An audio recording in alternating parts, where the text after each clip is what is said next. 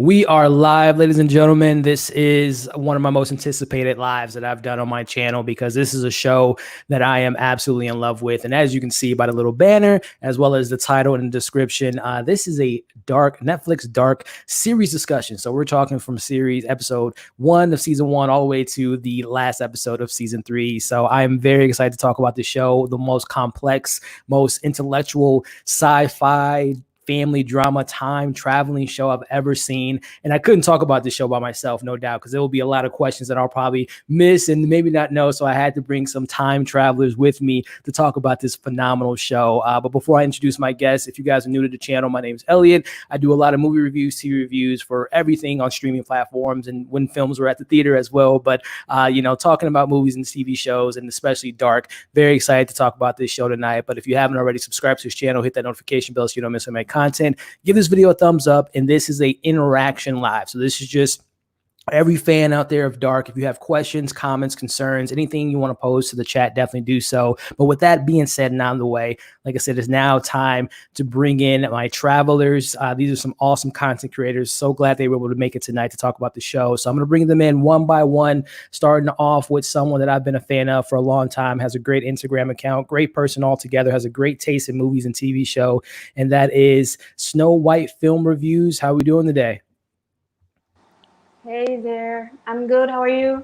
Doing well, doing well. Nice Sunday, hot afternoon or evening, I should say now. Did some cleaning, did some, some adult stuff today, but I couldn't wait till 5 o'clock to talk to you all about this show. So if you want to tell people briefly about, what your Instagram's all about, where they can find you, plug anything you want to, and the stage is yours. So yeah, tell little people about your content.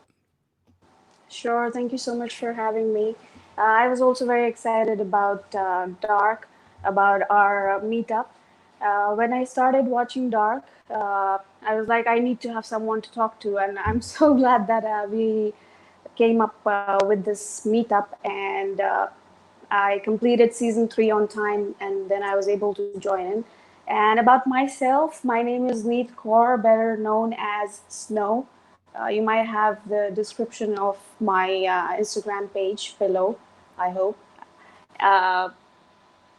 About me, or about my page rather, I review movies, I review television shows, I give my personal take on both movies and television. And it's not more of a review, it's more of my personal journey whenever I watch a movie or a show. If you have read my reviews, you would know that it is about what I experienced while I watched the movie or the show.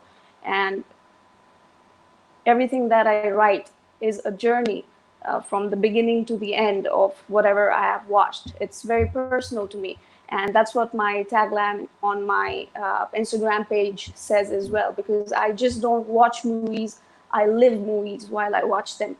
So I hope to connect to more people and share my love and passion for this form of art.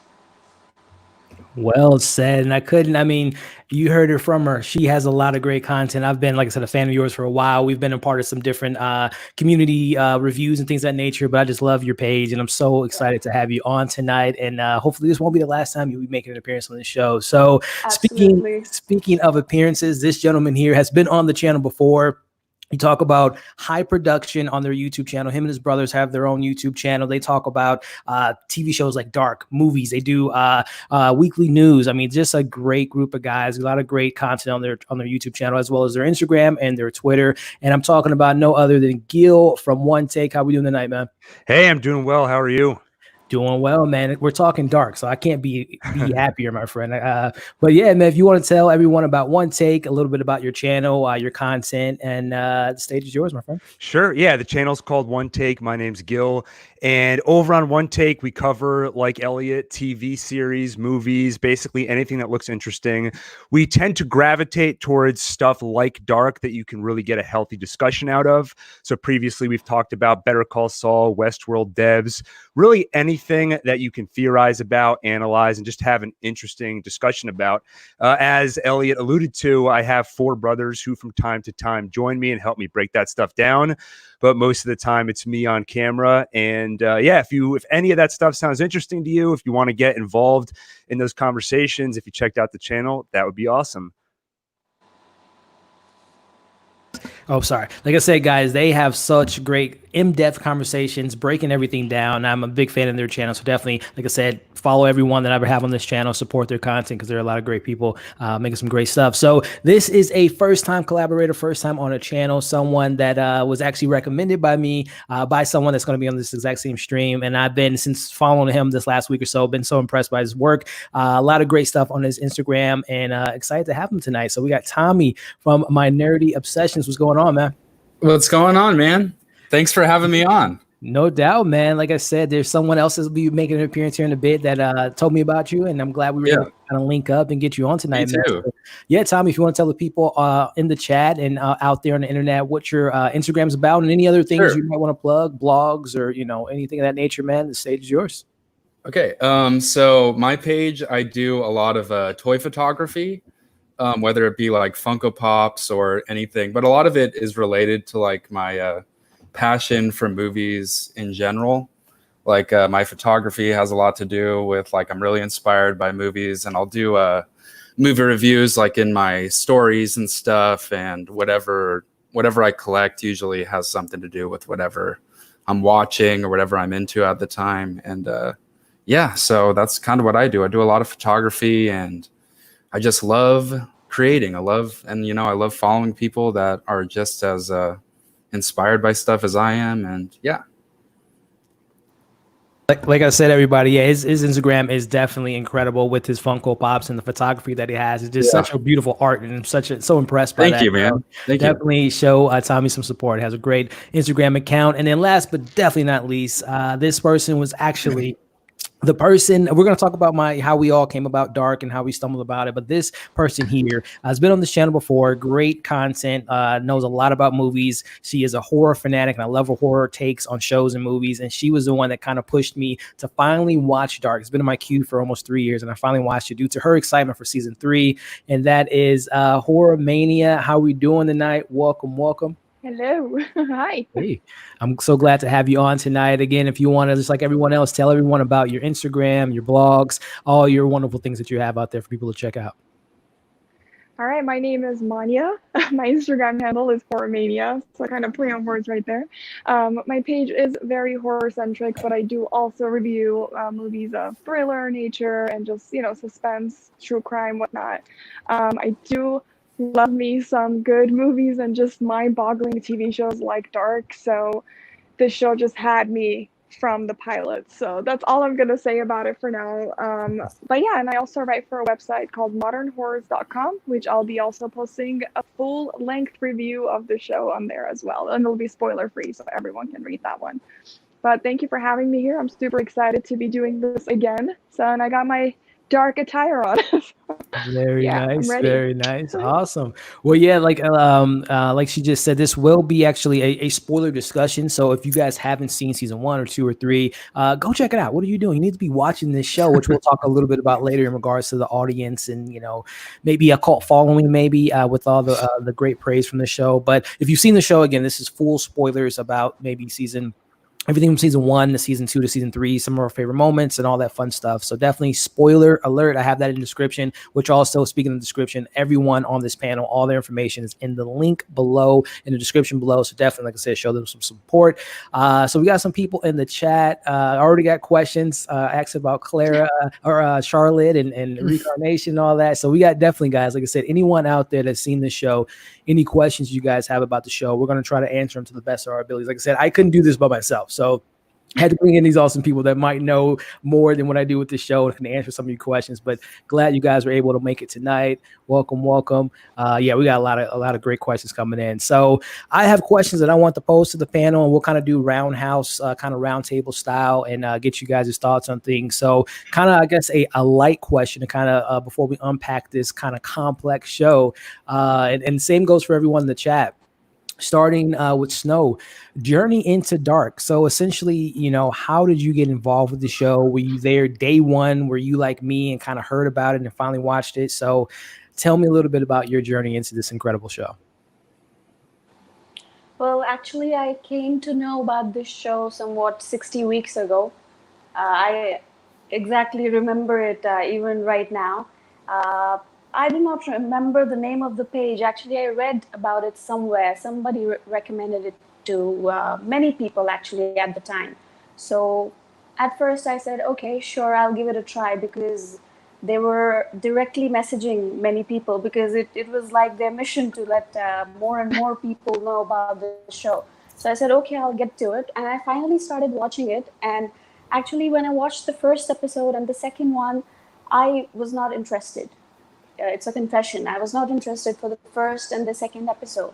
And then I kind of left it for a couple of days. So, yeah, and then I thought, okay, fine, I don't have anything to do. Let me get back to it. And then I started the third episode. And when I started the third episode, I was like, okay, this is not just about a father, not just about a son, not just about a suicide. There's a lot going on here. And time travel is something that really intrigues me. It is a concept that I love watching stuff about. So after the third episode, I was really hooked. And after that, I started watching it continuously. And by the second season, I was so confused, and that intrigued me even more. So that is how I actually got into the show. And after that, I was like telling everyone, you have to watch this show. Drop everything that you're watching. This is the show you should concentrate on. So that's how I started watching Dark. That's incredible. That's an incredible journey. And I got to admit, I was kind of not on the fence, because I was actually hooked first episode, but I'm just like, whoa, this is going to be a heady show. Like, I'm someone that when I watch something, I'm very committed, like phones down, no email responses. But I'm just like, am I missing something? Like, I don't know if you guys watch Game of Thrones, but the first season of Game of Thrones, you're meeting so many different, the Stark family, the Lannister family, you're meeting all these different people. And then plus the show goes back in time. So you're like, wait, who is that again when they were adult? It was a challenge, but a well-accepted challenge. It was just such a fun journey to go through. So Gil, man, same question to you, my friend. Were you a day one, A1? I think it was December 17th of 2017 was the premiere date, if I'm not mistaken. I know it was definitely December, but were you there day one, or did you kind of catch on kind of late on the bandwagon? Right. The show? I was a bandwagoner. I was definitely a latecomer to the show, similar to what Snow was just saying before. I'd heard about it. It'd been recommended a bunch of times.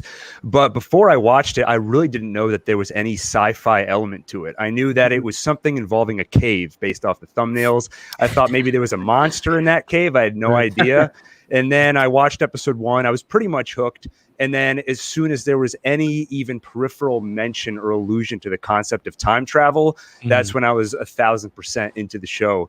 And it was funny. I recommended it to my younger brother just a few weeks ago, and I could watch his journey through it. About 3 episodes in, I get a text from him in all caps saying, "This show is amazing." And I said, okay, he just got to the part where you start to realize there's something involving time travel going on here. And it was just a couple of months ago, I think, that I caught up, really just in time for season 3, which I kind of regret. I wish I was following it since 2017 and was able to get involved. And I'm sure a lot of fun theorizing between seasons 1, 2, and then 2 and 3. Yeah. But either way, glad that I was at least able to be along for the ride by the end there. That is, I couldn't agree with you more in regards to the, so I'm just watching the show within the last 2 weeks, but from what I remember, from what I gathered from interacting with people in the community, the show was kind of pitched as Stranger Things, where it was a missing kid. It was obviously on Netflix. And I don't know if that had people kind of standoffish, because like, oh, it's just Stranger Things, it's a German version of it. But I didn't know it was a time travel show at all. So when, we get into episode 3 and Mikkel and going into the cave and all that, I'm just like, oh, so this is not Stranger Things. The only thing that it is compared to Stranger Things is literally there's a kid missing, which isn't even the main through line, but then there's, it's on Netflix. But yeah, it's such an incredible discovery. And I actually think the opposite of you when you said that you wish you would have been on from day one. I don't know if I could have made it. If I could have waited between 2017 and 2019 to see season 2, and then 18 months later, or a little over 13 months later to see season 3, I would have been on the edge of my seat, because I'm actually kind of glad I was able to watch them all kind of within a short window. But Horror Mania, same question posed to you in regards to your journey, your fandom of this incredible show. So I was actually watching those from day one. I remember clearly at the time I was trying to learn German. So when I saw the trailer for it, I was like, perfect, something I can watch and like have my ear get used to it. But I wasn't planning on watching it like right away. I added it to like my list of like to watch things, but I didn't want to start watching it right away. But again, Modern Horror is the website I write for. They were gonna do like a Fright Logic episode on it where they decode things. So we had like a group chat of like who would like to join and help, and I was like, I'll do it. I'm gonna watch the show anyway. So we started all watching it, and I think they all kind of just fell like off the wagon as far as watching it, and I was hooked. I stuck through it, and I loved it so much, like especially after episode 5 when you find out Mikhail is Michael. I literally texting my friends, you gotta watch this and don't give up till you reach episode 5. Like, don't give up. But you're right, it was hard. I'm glad I was there since day one because I did build a certain connection with the characters that I felt like it was harder for me to let go. But every time a new season came on, I had to watch the previous ones because there's so many details in the show that there's no way I could remember all that from 2 years ago. But yeah, that was how I got into it. That last point you just brought up, and it's so incredible too, especially coming off of season 3, which we'll dive into later in this discussion. Watching season 3 makes season 1 and 2 like I don't want to say better because I think they're both incredible seasons, but it adds more texture and more detail to these characters. Thinking about Noah and Bartos, like their relationship when they first met, knowing that's his grandfather or his dad, I should say, and just the relationship with just seeing how characters, it's just so incredible. And we'll talk about the creators and how they just mapped everything out, but it's just such a great show. But Tommy, man, same question to you, my friend, in regards to, were you like horror? Were you on there day one, or did you kind of get on it a little bit later? So I started watching it around day one. I remember I watched like the first 3 or 4 episodes, I think. And this happens to me with shows sometimes. I'll like start them and then I'll stop watching them for like no reason whatsoever. But then it took me a while to get back into it. But it was always like in the back of my head, like I need to get back into that show because I think I'd gotten to the point where the Michael reveal happened and I was like, oh, that was crazy. And then for some reason I stopped watching for like, no, I don't understand why. But I just love time travel stories and I love post-apocalyptic stuff. So when it got into that section, that was really cool. And I remember Manya was recommending it in her story, and that's kind of what got me back into finally starting it from the beginning and blasting through those first 2 seasons in like, I don't know, a week or so, and then the 2-month long wait for the final season to come out. So yeah, that's how I got into it. Well, as you guys can see, we all have our different journeys. Well, I guess just being right quick. I literally, if you guys have been following me for the last couple of weeks, I just started watching Dark literally 2 weeks ago. It was like on a Monday. I watched the first episode. It was like super late at night, and I stayed up to like 4 or 5 o'clock to watch like the first 6 episodes, and then I finished it the next day.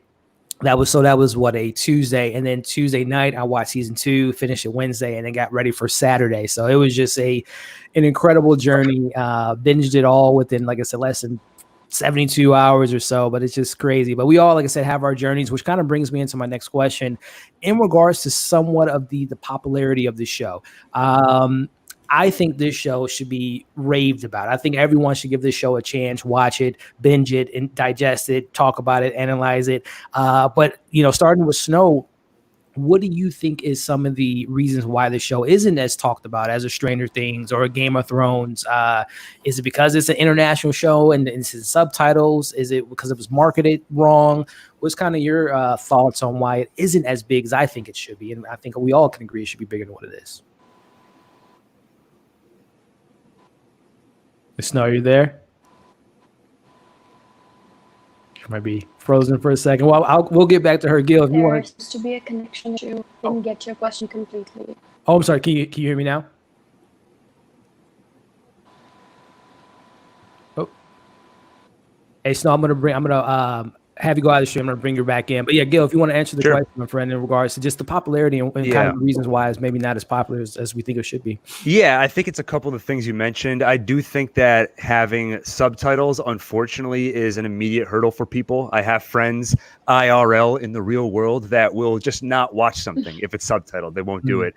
And then beyond that, though, it is a complicated show, which we've already alluded to. Even I saw somebody in the chat mention Game of Thrones, and I remember watching the first episode of that and thinking there's so many characters, it's hard to keep straight.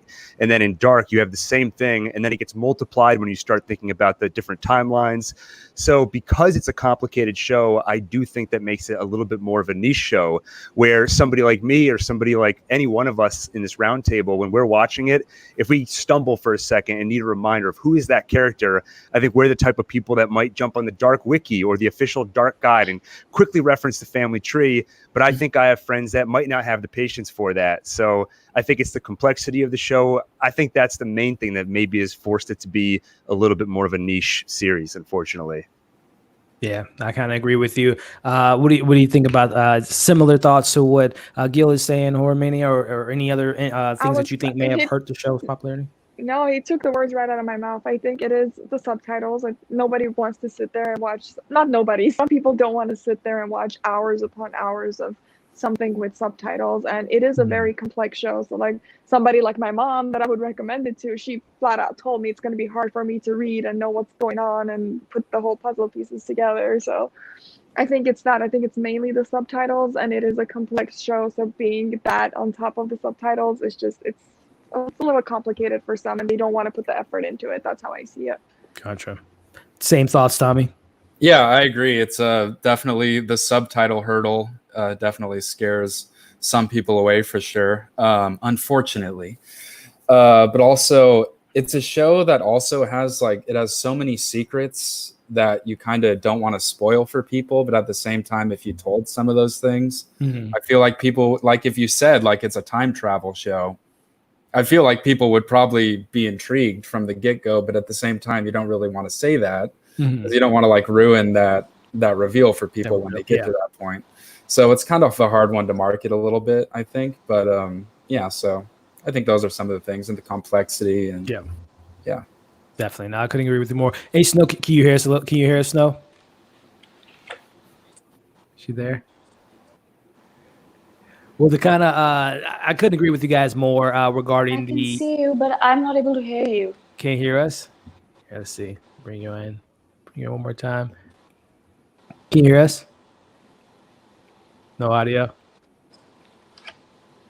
Oh no, we'll figure it out. Technical difficulties at the moment, but yeah, as you guys just said, I think subtitles didn't help it in regards to just people. Again, I think of the whole Parasite conversation of people saying a movie that has subtitles or whatever the case may be, which I think is totally wrong.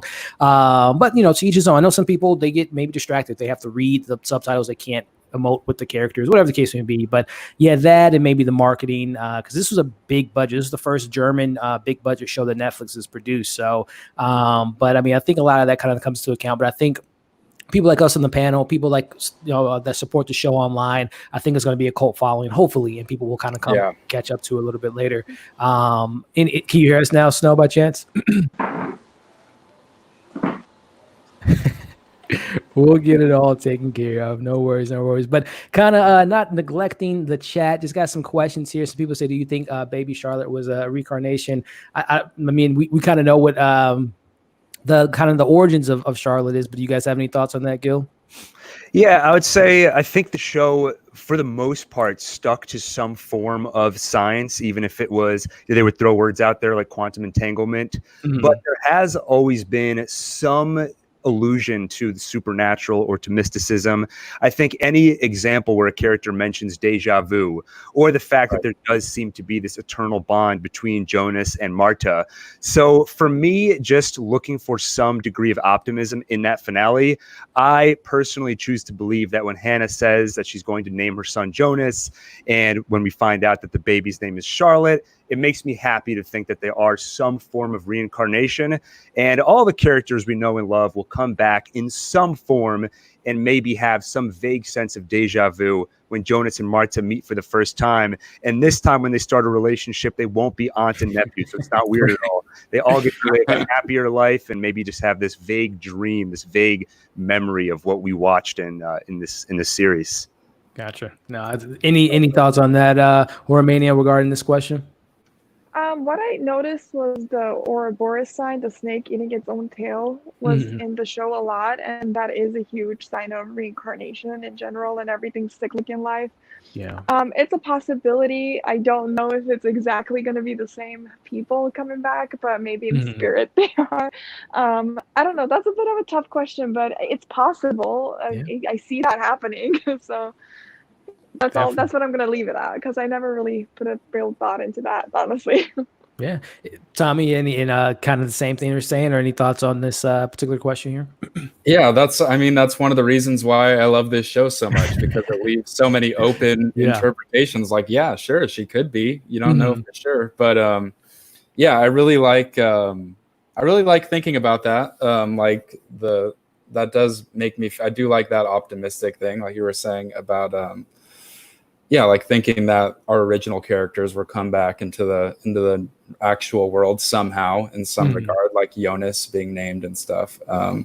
Yeah, I like to think that that's a possibility, that they're not completely gone. Right. Now, and we'll definitely talk about that last scene of season 3 too, in regards to like Gil was saying with the name and everything. So I think someone else kind of had a question or maybe answer for it, not a reincarnation per se, but supernatural way. I do think she is modification. Yeah. So I mean, there's so many different ways to look at it, as you guys have said. My opinion that this is interesting. What do we think about that, Gil? This question here in regards to Jonas and Martha. Recreations of those two characters there. Yeah, I somebody pointed out to me also that Sonja is kind of an anagram of the name Jonas, and then Marek, of course, starts with M-A-R, just like Marta. And when I saw H.G. Tannhaus looking at the picture of his son and daughter-in-law, when I was watching it with my brother, I turned to him and I said, what if there's a twist where somehow Marta and Jonas are going to take their roles and we'll find out that that's actually them.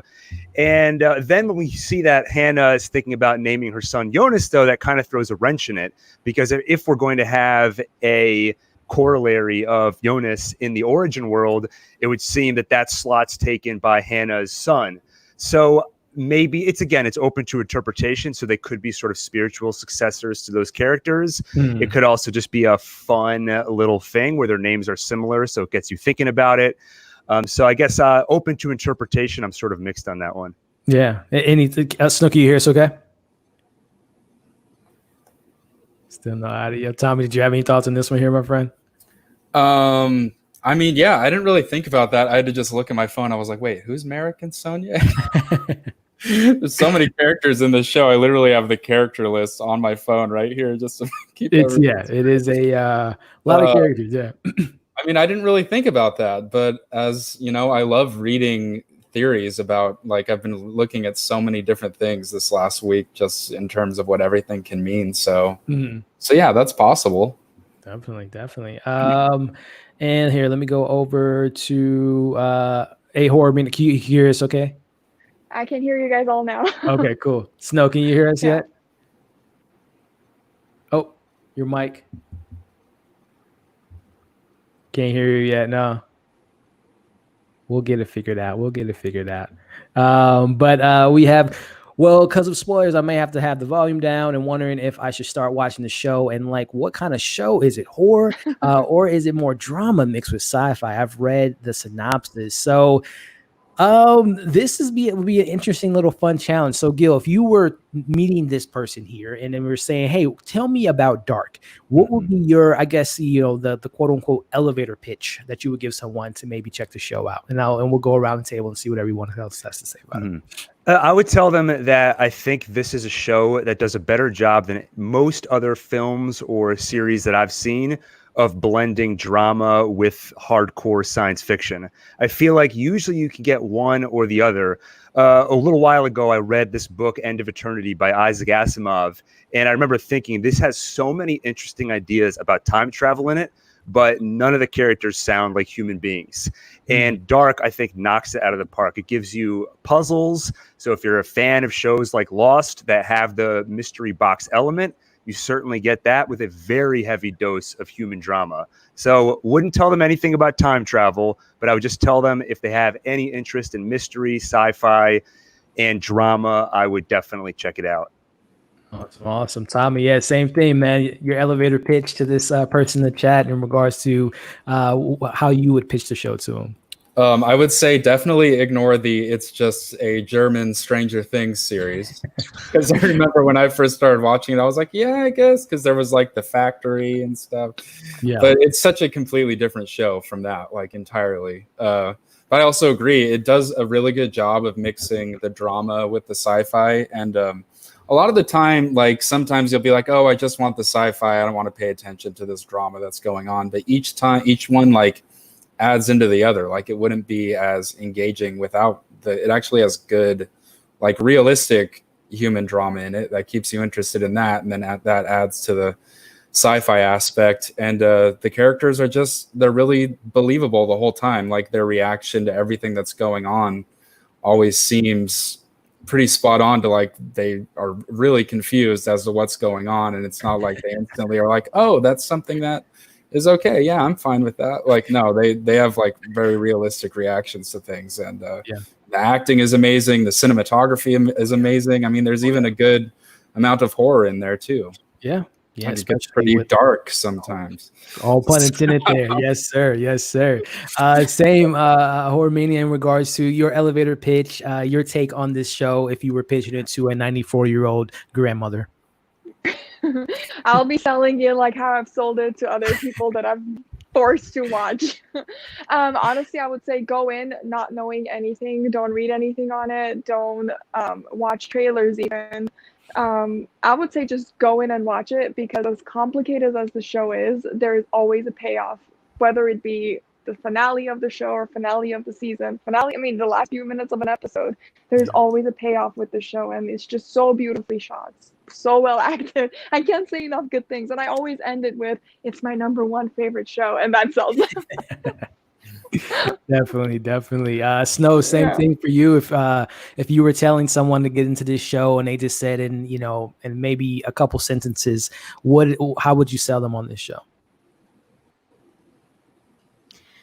Well, what I keep telling people is if you want a show that's complicated, that makes you want to use your brain, put some thought to it, yes. And it something that makes you want to exercise your brain, if that is something that interests you, then don't look any further, because Dark is just the answer, the #1 answer. There's no other show like Dark.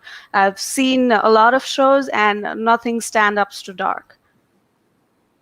Couldn't have said it better myself. I think in a couple words, I couldn't agree with all you guys, and I couldn't agree with you guys more regarding how you pitched the show. Like Horror Mania said, I didn't even watch a trailer. Like I didn't even really know, for some reason. I don't know if you guys remember the show. It was called Rain. It's still on Netflix, and I think they have a new season coming up. I used to get those shows confused because they came out.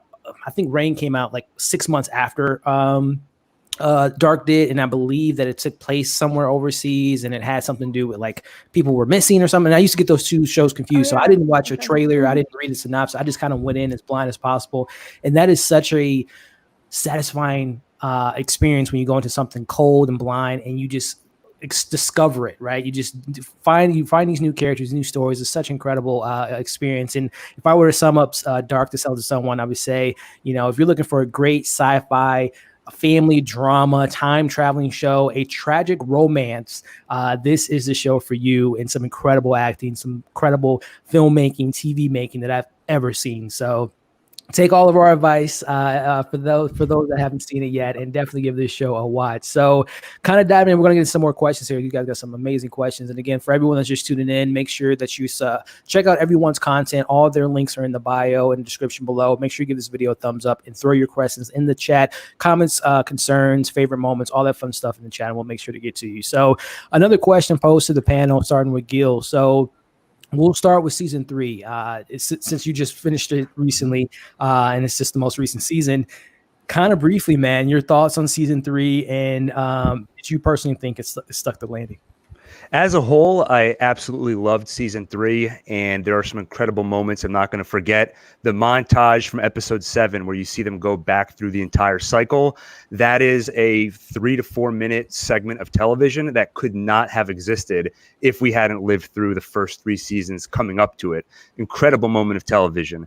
In the finale, I did leave with sort of mixed feelings, not because I didn't think they stuck the landing, but really what it came down to is just my personal tolerance for, I think, how much tragedy I can absorb may have been exceeded, where I think there's a mix of some positive messages that come out of the finale, but some messages that are just unpleasant to hold in your mind.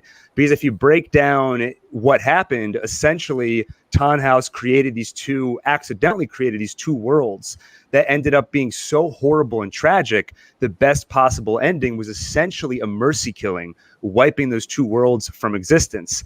On the flip side, I think there is a very positive message where the ultimate reconciliation that stops Tannhaus from creating the time machine, it is the fact that Jonas and Martha were able to stop the car accident, but really the ultimate reconciliation, it was simply a father reconciling with his son. And I think it's telling us that if you have pain or suffering in your life, to the extent that it's within your control, you need to get rid of that pain, get rid of that suffering, reconcile with the people in your life, so it doesn't send you down a dark path of accidentally creating two awful worlds. And that is a positive message, but I do find myself thinking I had to suffer pretty horribly and watch some pretty tough drama to get there. Yeah. And I just walked out with the opposite of feeling warm and fuzzy. So sort of a subjective take. I'm still processing it. I only watched it, I think, less than 36 hours ago. So overall, loved season 3, but I just walk away with mixed feelings that I'm still sort of processing. And I think that's a great testament to just great television experience regarding, it still leaves something lingering in you, emotionally speaking, the story, and all that stuff. I think that just goes to great storytelling, which I think the show did a great job in. But it's definitely some emotional moments being there at that finale, especially. But yeah, Tommy, man, same question to you, my friend, regarding just kind of overall thoughts of season 3. Did you personally think from season 1 till season 3, last seconds of the show, did it really kind of hit home in regards to just being a great show for you?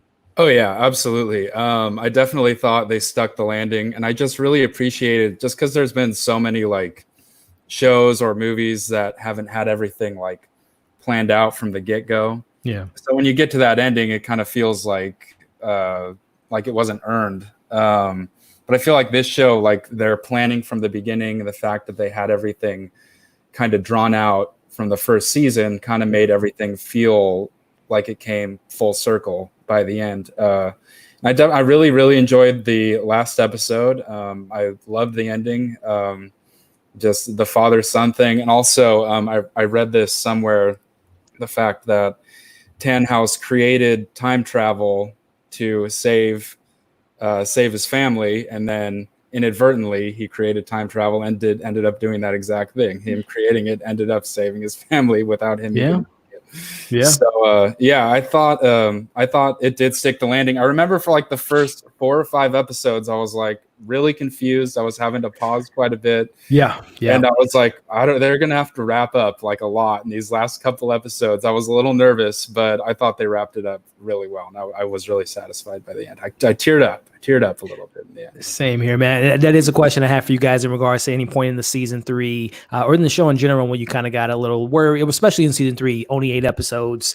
Episode 5 is very pivotal episode and kind of introducing new elements. But what you said there, Tommy, in regards to the planning of the show is fantastic. I think of just last year alone, we had, in the movie world and in the TV world, we had Avengers Endgame ending up a 22 arc movie with all these characters. And I think that they stuck the landing there.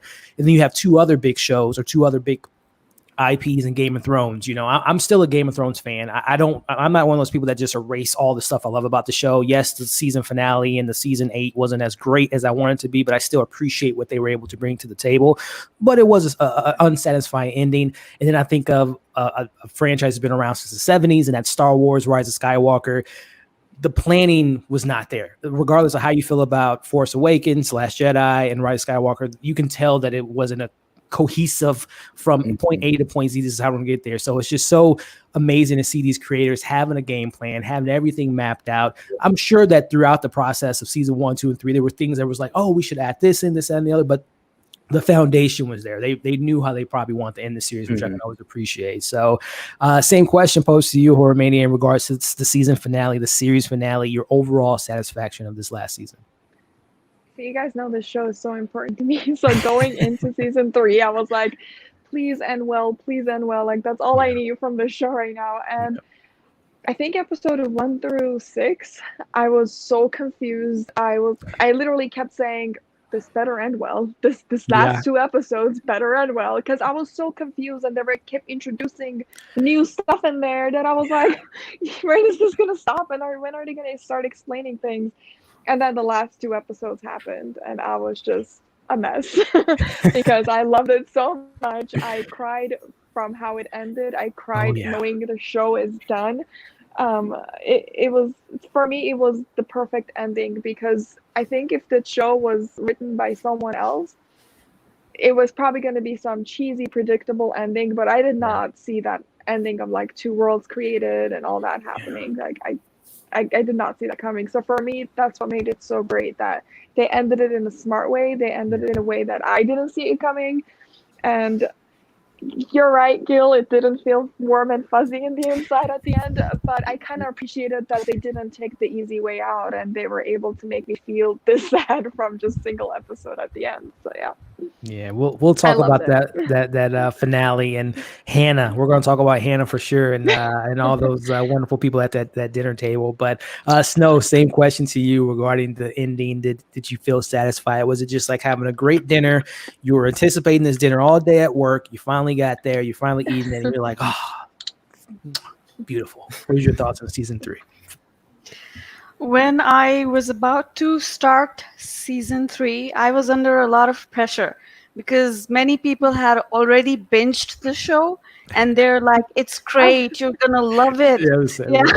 I kept messaging Mania included. Yeah.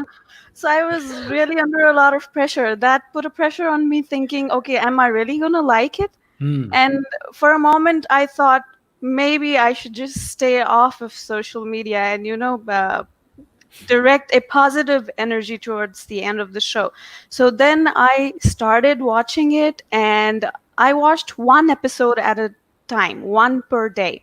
So after the 5th episode, I was like, I can't control anymore. I binged 6th, 7th, and the 8th episode. Nice. So by the time, everybody was telling me that it was really emotional.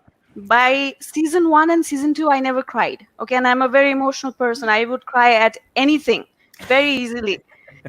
I hadn't cried till the last episode, till the very last moment when the huge ending happens.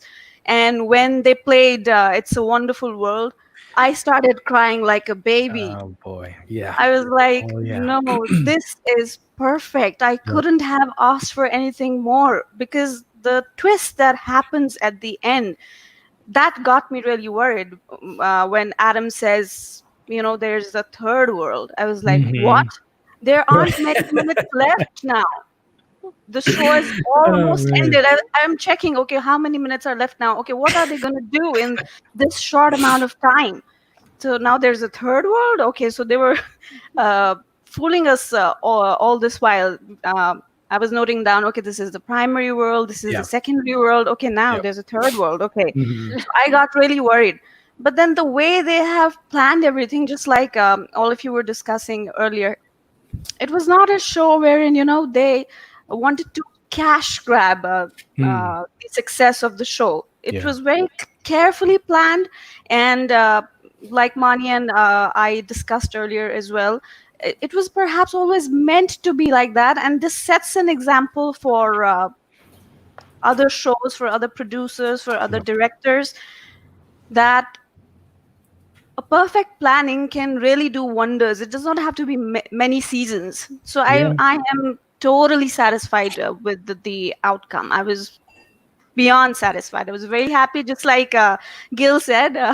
Maybe not exactly happy, but even though I was sad, I was happy in a positive way. Yeah, I mean, everything you guys said is just spot on, especially Snow. Your points on the emotional aspect of that finale, man. I mean, I was tearing up for sure. I mean, music, and we'll talk about Portas. We'll talk about Jonas and Martha, Marta here in a bit. But yeah, that finale was really great. And yeah, getting into this season, the third world being brought into the mix definitely kind of got me a little nervous, but I think they handled it so well. And just kind of my thoughts on it. We've all covered it pretty much on all of our outlets on YouTube and Instagram, all that stuff. But as I said in my review, this season was managed to be a somewhat of a prequel, a sequel, a reboot, all within one season. And something too, and not to get too on a religious angle, but I kind of look at it, some of the stuff in the religious undertones, obviously 333, everything's in threes, the Trinity and everything of that nature. So there's definitely some biblical undertones within the show. And I just kind of looked at, what we got with TG in regards to creating those two worlds, Adam and Eve. And again, not getting too religious and everything, but just the idea of Adam and Eve having paradise at the palm of their hands, going to the forbidden garden, eating the fruit, and everything just fell apart, right? We have incest, people lying, killing, dying, mothers killing their daughters, sons killing their moms.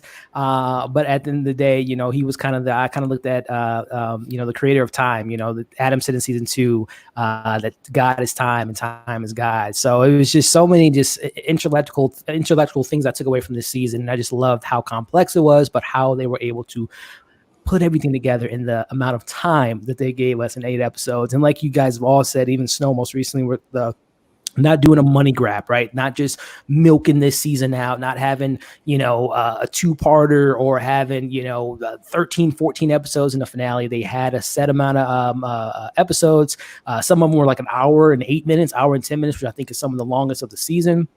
And I just think that the finale was just so great, even though it was very brutal, as Gil said, and just kind of throughout the entire season. This was, I thought, what Ulrich did to what's the Doppler? What's the Helga. I thought that was like the most brutal the show was going to get. But no, we see, Jonas killing his mom. We see Katarina's mom killing her. I mean, this finale was very dark, all pun intended with that. So I'm just in love with the season. Like Gil, I've only watched it one time yet. Have you guys rewatched season 3 quite yet? No. Not yet. Yeah. So bits and pieces I've rewatched, but yeah. Yeah. Gotcha. Yeah, I'm definitely excited to kind of revisit it because I've seen season 1 twice now. I'm going to rewatch season 2 and season 3 probably the next few months or so and just kind of digest it at a little bit more of a reasonable time versus what I did initially. So going back to the chat, initially someone was talking about describing it earlier. They say it's a sci-fi thriller mystery. Hard to define it as a genre. Definitely agree there. Am I the only one who noticed the similarities with Jonas and Martha? Yeah. I mean, Khaleesi and Danny and John definitely had some, kind of similar things going on with Jonas. So I said this in my review. Am I wrong by saying that Jonas from Earth 1, Prime 1, and Martha from Earth 2, it was okay for them to love each other at the end, right? Because they were technically from different worlds, so they weren't related in a sense, right? Yeah. Okay. Sure, why not? I mean, the show made me feel funny because even when they were related, a part of me was like, I want them to be together. I'm right there with you, Tommy. I'm right there with you, man. The sheer complexity of the show is kind of, it is. It's very much true. Intimidating in regards to the complexity. It can be scary, especially now. We live in a time, our phones, we're in a pandemic, we're at home. There's so many things that we our minds are running all over the place. So it's kind of hard to sit down and digest it all. But I mean, when you do, I think you'll be, very happy that you did that and took the time to kind of pay attention to what they were trying to say. Because if you do, this isn't a show that you're half watching. This isn't a show that you're washing the dishes, talking on the phone, doing emails. Like if you miss, and that's another thing about this show. I can't think of many shows that I don't feel like there was a wasted episode. As we all watch our TV, filler episodes, unnecessary characters, unnecessary storylines. I can't think of an unnecessary character. I thought everyone, we'll talk about the casting here in a bit. I thought everyone brought their A game. I thought there wasn't not only one episode that was wasted, but not even a scene. I feel like every scene, every bit of dialogue was so important to the story, which is very rare. So it's just, again, can't speak highly enough about these creators, which brings me to Tommy kind of alluded to it in regards to, and everyone kind of alluded to it, feeling a little nervous getting into season 3, 8 episodes, some introducing this new world. We see Earth 2. I'm a big DC fan, so I'm just calling it Earth 2.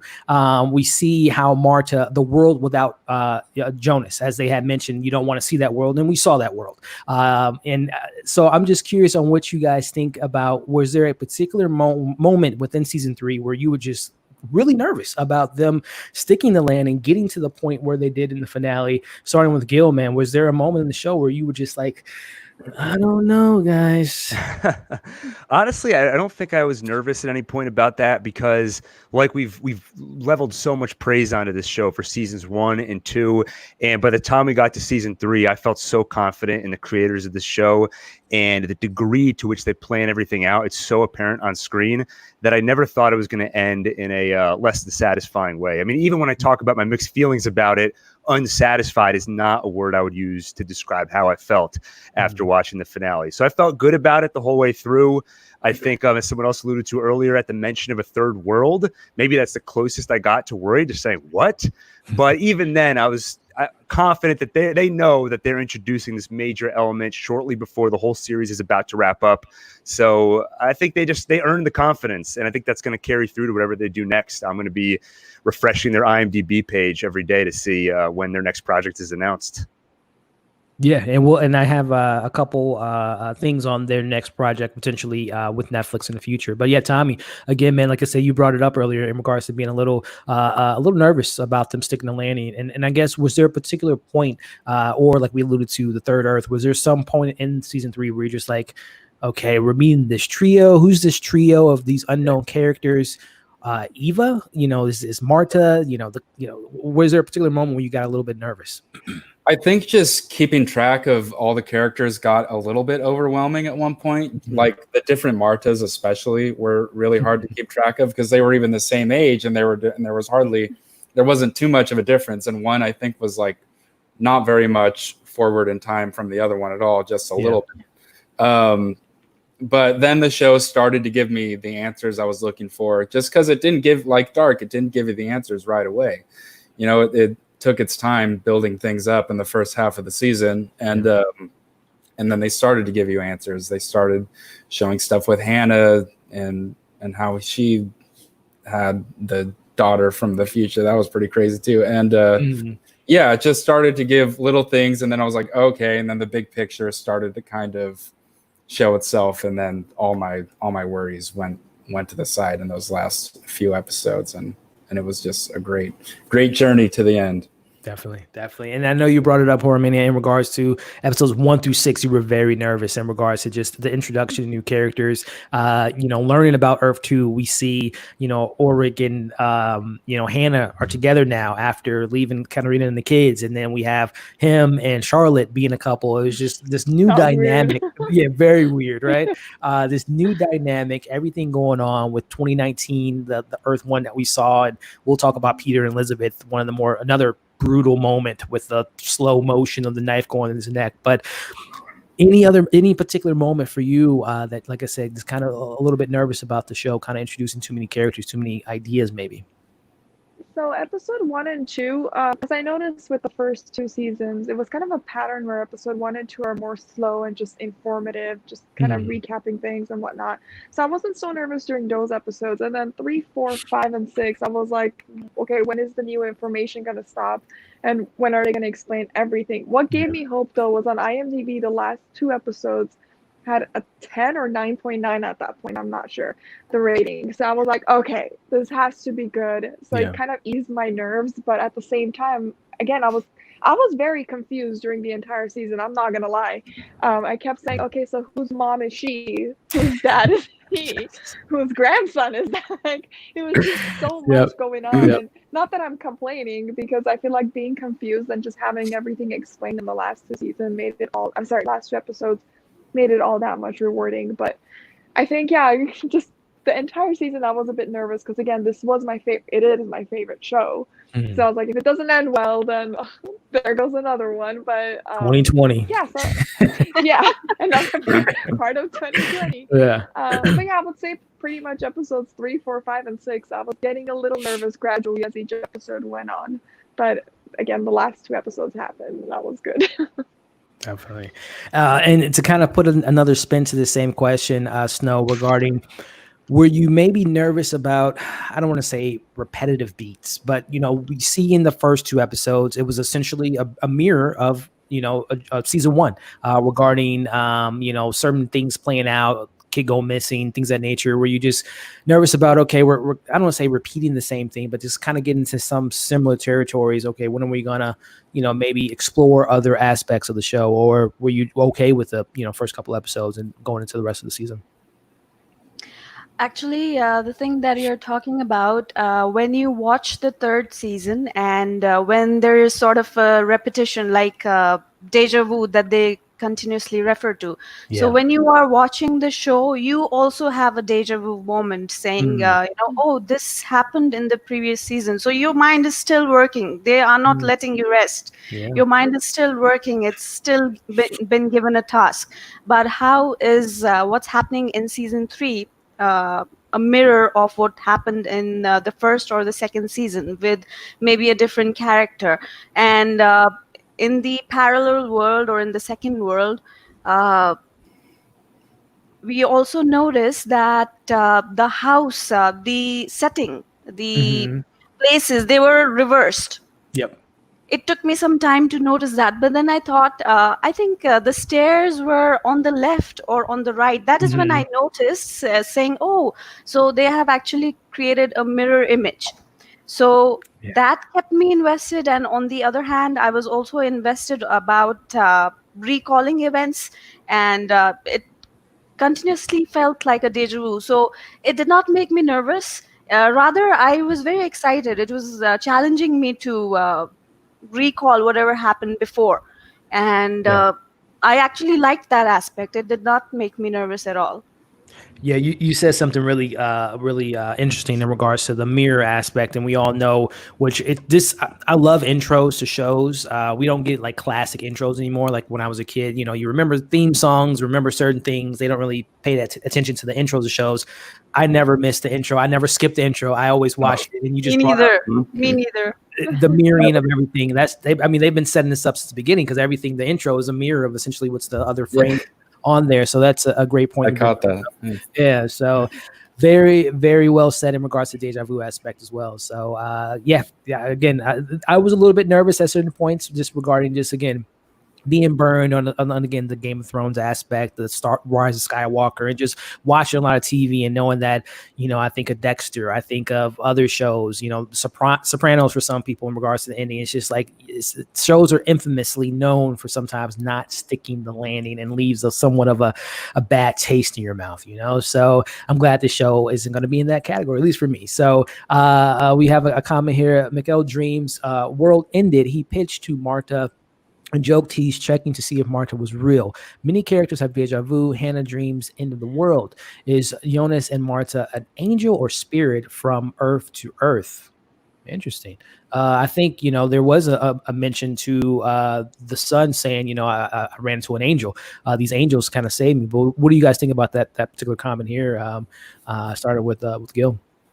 Yeah, I mean, in one sense, they are kind of like angels, because the world they came from no longer exists. And if you think of it in terms of a timeline, in a sense, it never existed. Physically, it was never created. So they had an impact on the world, yet they don't exist. So in a sense, an angel is a good word for them.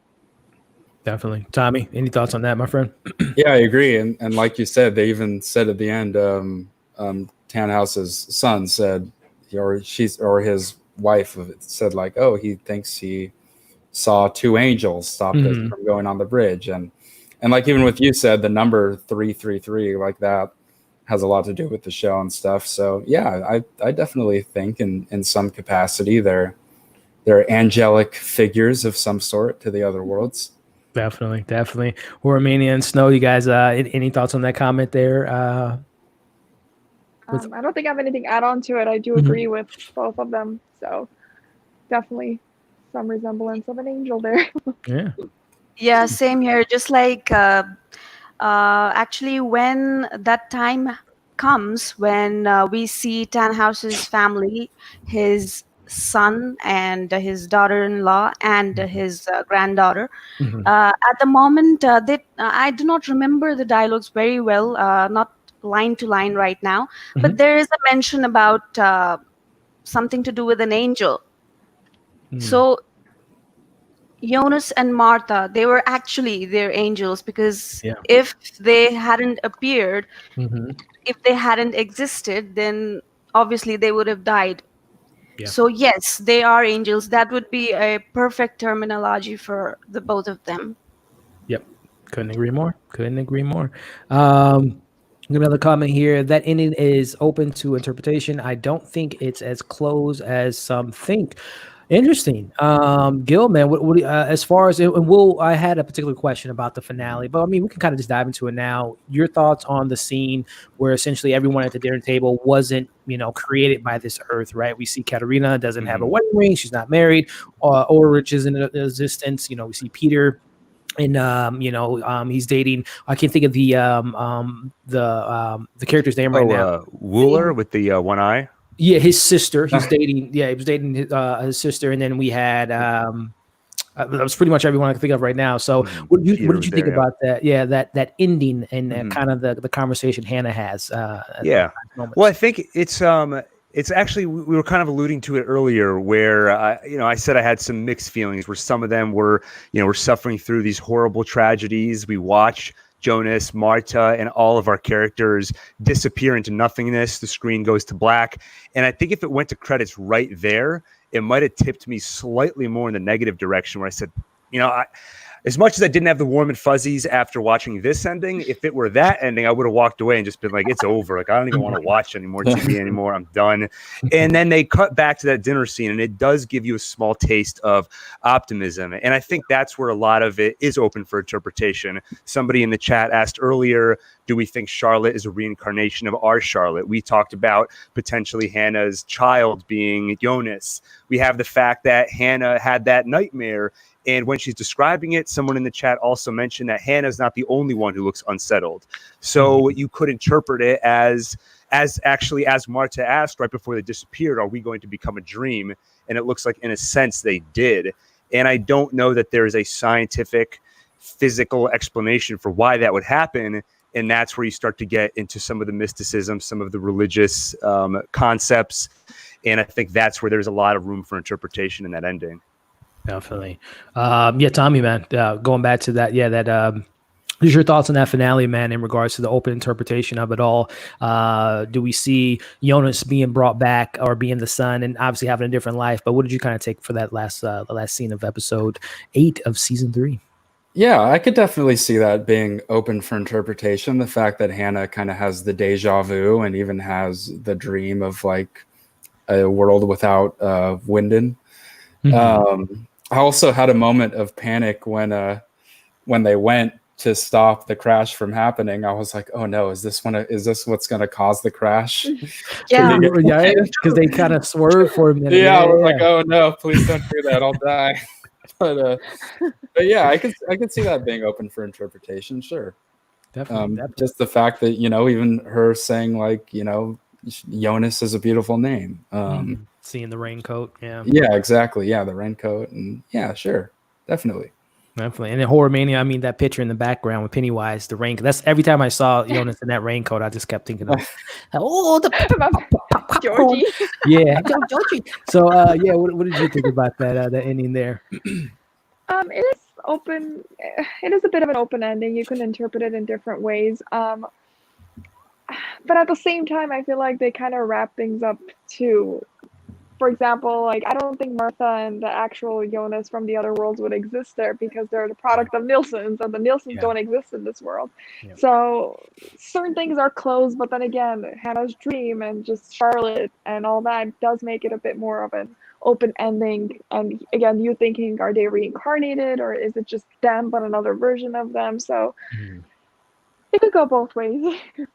Definitely. Snow, what's your thoughts on that last scene there as far as Hannah's dream and the table of people that we got there and a happy ending potentially for everybody? Yeah, I remember either it was Claudia or Adam who said time will stand still for some time. Mm-hmm. So it is almost as if time stood still, which does not happen. But over here, time stood still. And I agree, it could be open for interpretation. It could be a different meaning for different people.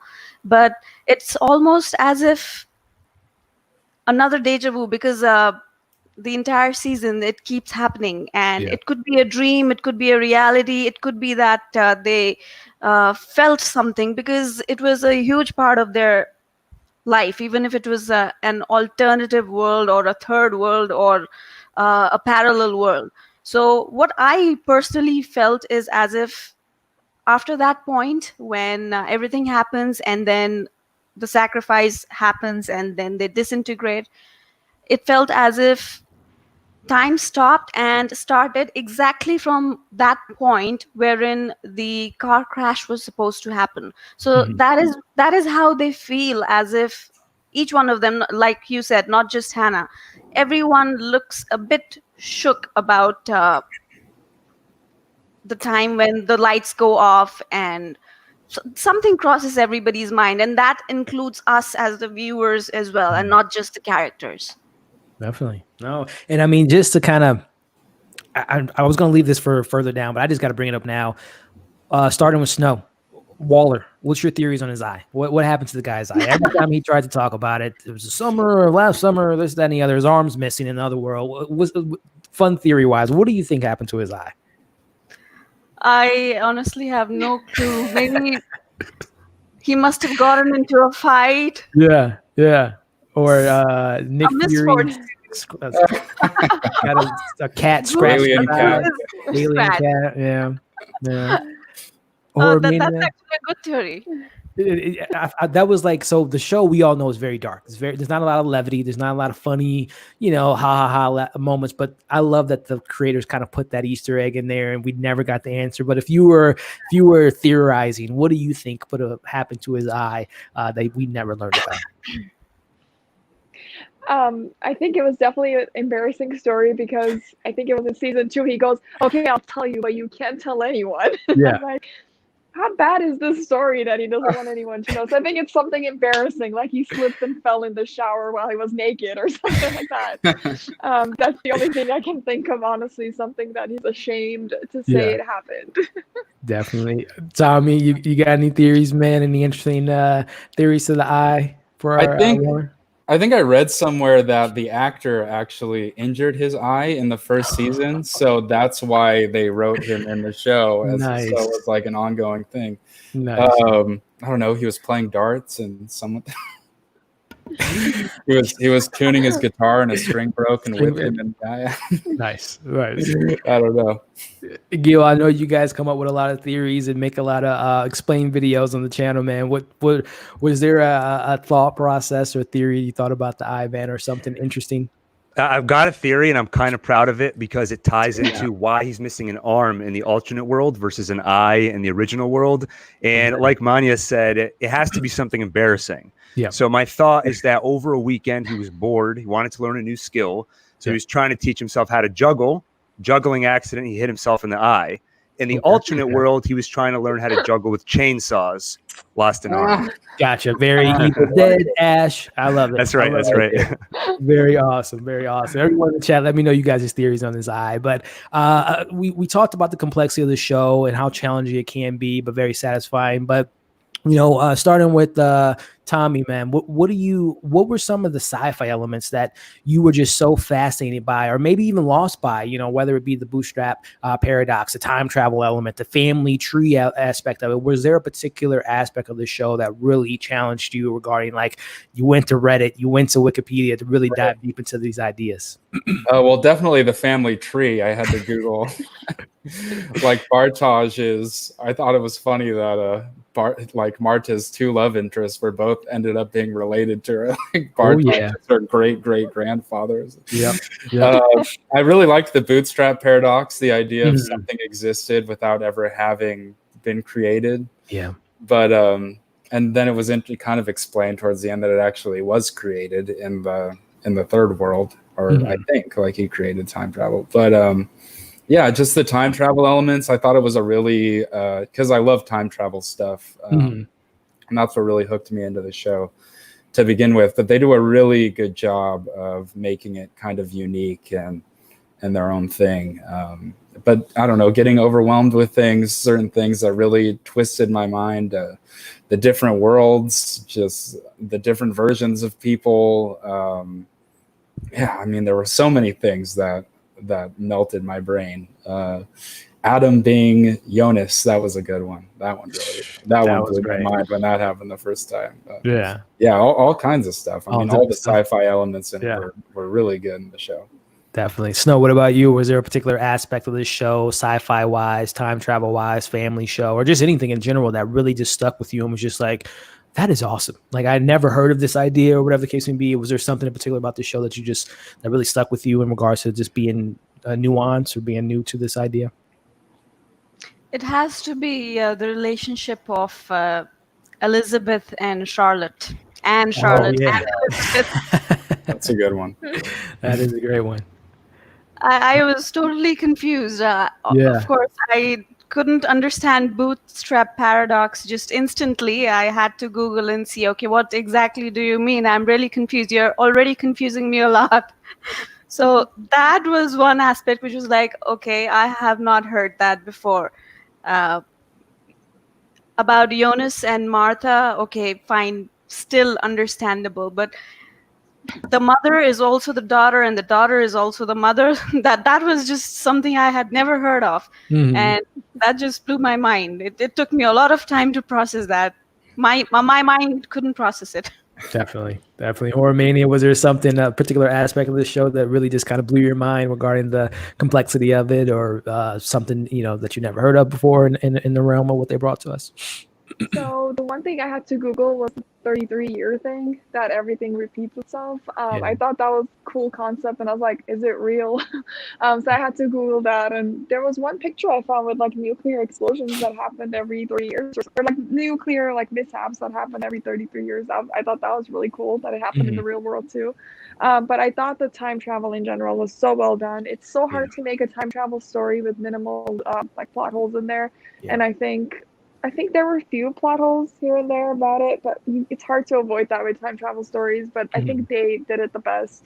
And for once, my heart's happy watching something that has to do with time travel.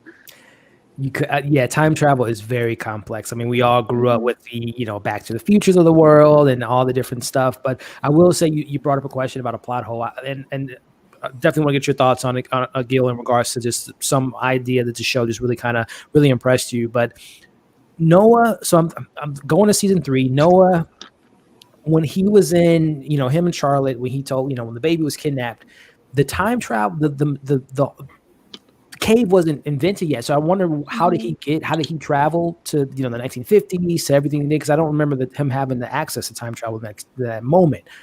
Am I missing something there with Noah? Going after I thought the same thing, actually, because in 1950, even in season 1, they were barely planning on making the nuclear plant, and they said the whole time travel thing happened because of a chemical leak or whatever that happened there.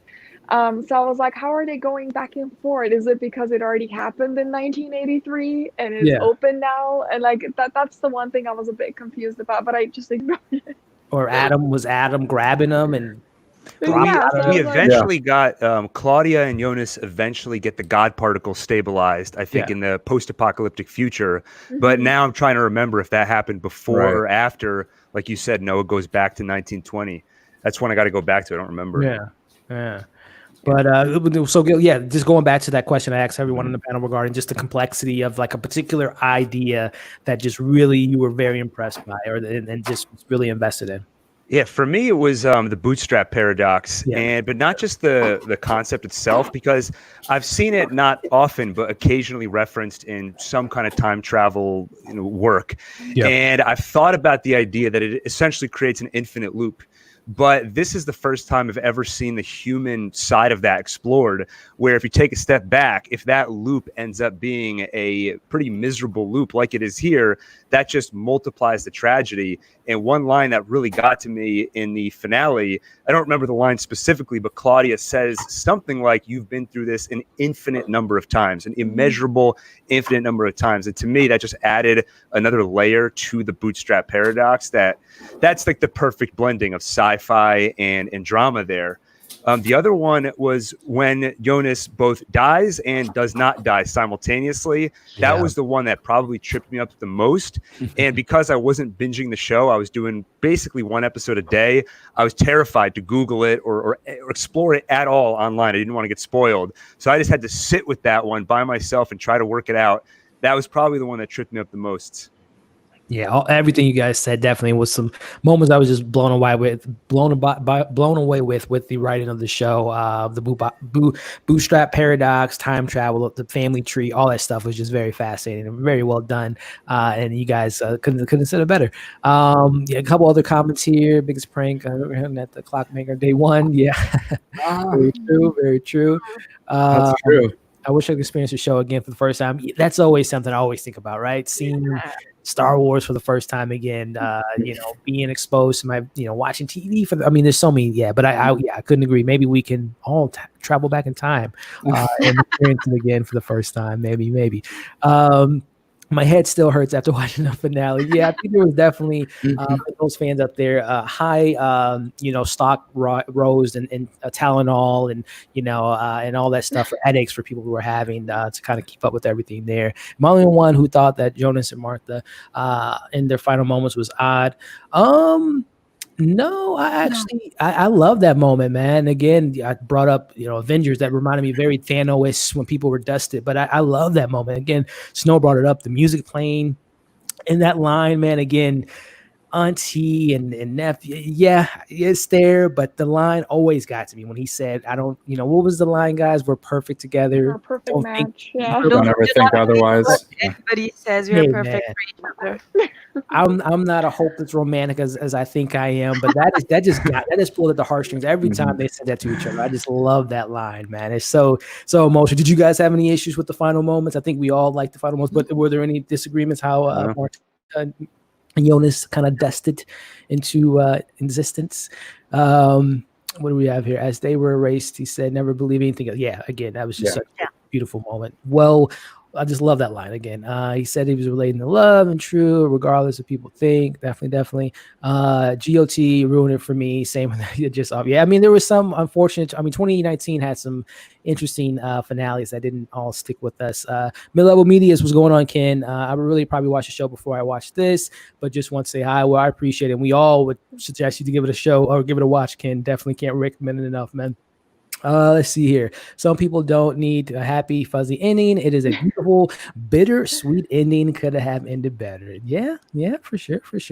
I guess so. I just thought maybe the writers were hinting at something. All right. So, Awesome. So again, guys, if you are in the chat, just tuning in, make sure you drop your comments, concerns, issues you guys have with the show, your fandom of the show, all that fun stuff. And like I said up top, make sure you're subscribing, following everyone on this panels.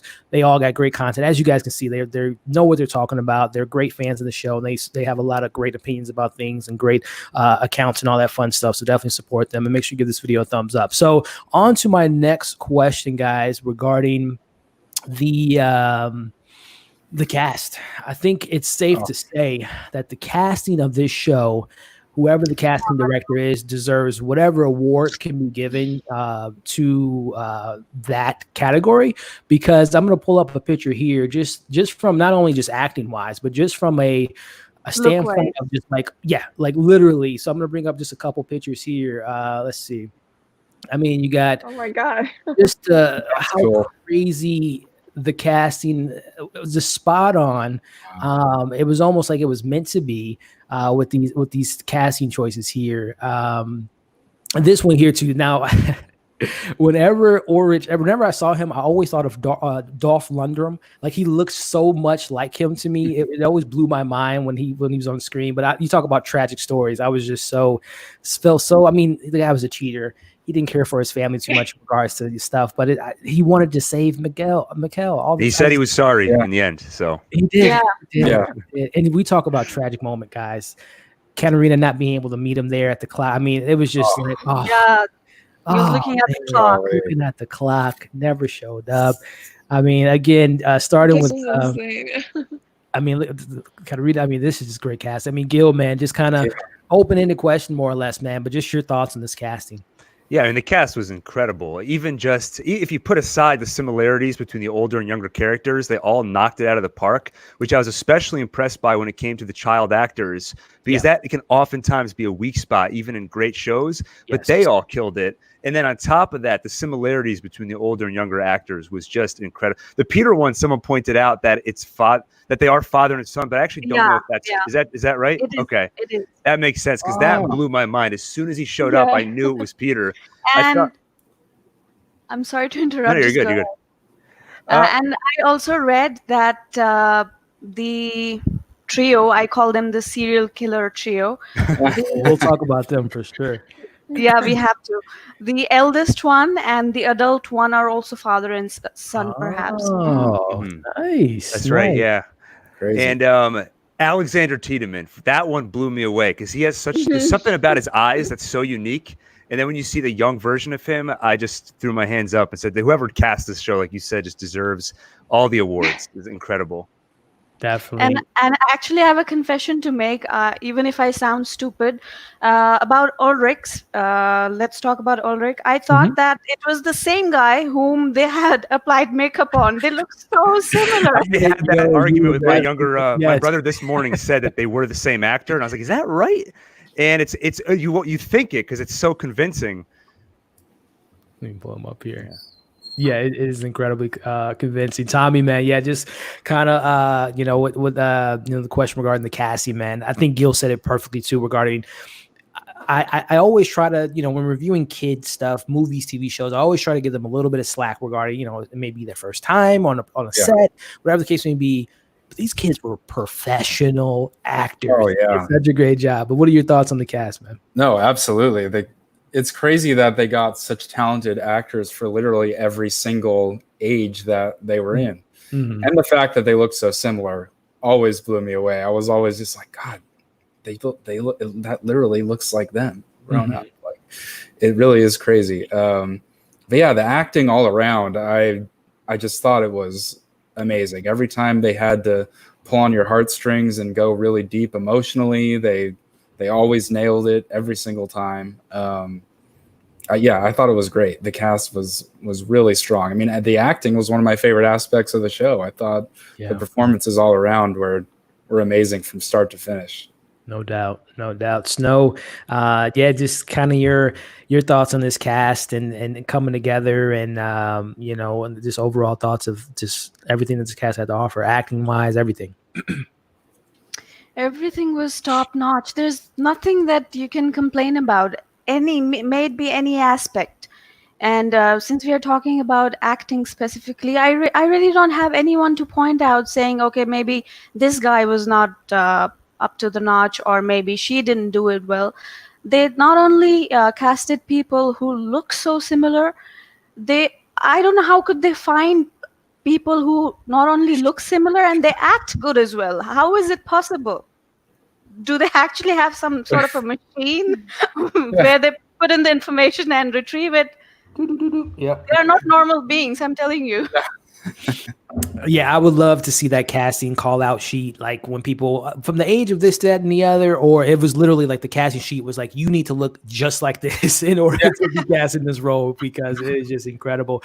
Horror Mania regarding the casting, just thoughts on the crew coming together, and just like everyone was saying, there isn't a weak link, and you can't say that about pretty much. I mean, there's always someone that just either doesn't deliver, isn't on the same, level of the acting, or just you don't feel the emotional aspects from the actor. But everyone was on their A game. Yeah, obviously the story in this show is the strongest aspect, but you would not be able to carry that story out without its incredible cast. I thought the acting was so good, and these actors would just cry on cue, and I was like, oh. It's just, they were so convincing.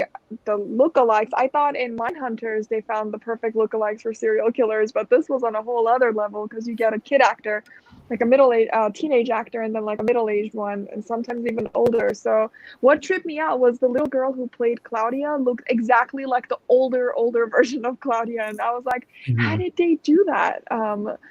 It was just great. I think when it comes to acting and the casting, it was 100% great. That's like the only thing I can say. Definitely. Yeah, this cast came together well. The cat, like I said, whatever the award is that could be given to them needs to be given to them, because they just did such a phenomenal job at casting this wonderful group of people. So I think the next question, and probably the big one here regarding, let's talk about the love, the tragic love story of Jonas and Martha. Regarding, can you think of another couple that you love more, or maybe felt wrong about wanting them to be in love? And just the story of Martha and Jonas, starting with Gil, man, just kind of those two. I would say if there were leads of this show, that they were definitely the leads, especially, Martha in season 3, and obviously Jonas before that. But just overall thoughts of those two characters. Yeah, I think this show does an incredible job of communicating growing love between characters. Even in the last couple of episodes, when Bartosz meets Sija for the first time, the look on both characters' faces, especially Bartosz, you just see him falling in love and getting a crush on this girl. And there's one particular scene between Jonas and Martha that sticks out to me, where I said that is such a genuine moment that you would see in the real world, where they're at the lake when they find the St. Christopher necklace, or the St. Christopher medal, when Jonas holds it up and Martha kind of puts her fingers on his, and her fingers don't need to be touching his, but she's doing it intentionally. In that subtlety where her head gets closer to his, I thought that felt so genuine. And even in the final season, where it's a reboot of the love story, and now Jonas is falling in love with this alternate world Martha, they fell in love very quickly. Alternate world Martha doesn't know him, but I still bought it. And I think the show sold it really well, which made the ending all the more tragic and land all the, so much stronger. Definitely. Horror Mania, Jonas and Martha, thoughts on this tragic couple? So I'll be honest, I did not really like Martha in season 1. I thought she was kind of mean. And she was hopping from Bartosz to Jonas, and then that didn't work out. So she went back to Bartosz, and I was like, what are you doing? Make up your mind. I mean, I didn't really like her in season 1 and season 2. I didn't really care for her up until the lake scene. And that's when you kind of see they had a genuine thing for each other. And they're not my favorite couple. I still think Alexander and Regina have the best relationship in the show. But I think from the lake episode on, I started to like their relationship a bit more, just ignoring the fact they're related. But yeah, I didn't really care for them in season 1. I kind of didn't want them to work out in season 1, because again, she's so mean and she's indecisive about what she wanted. And yeah, I didn't care for her much. But yeah, in the end though, they were a perfect match. Yeah, I think of the first. I'm literally rewatching the first season. The first line from Martha was, "I'm on a hunger strike, Mom," or her and everything with, like you said, the play and just a character. You just like, Jonas, what do you see in her? But yeah, she definitely kind of grew on me, and I think she's a great character. But yeah, Tommy, man, what do you think about this couple, man? I've always been a fan of like fated couples. I destined by fate to be together. So, even though, they're related in the first season, just like their love can be pure, right?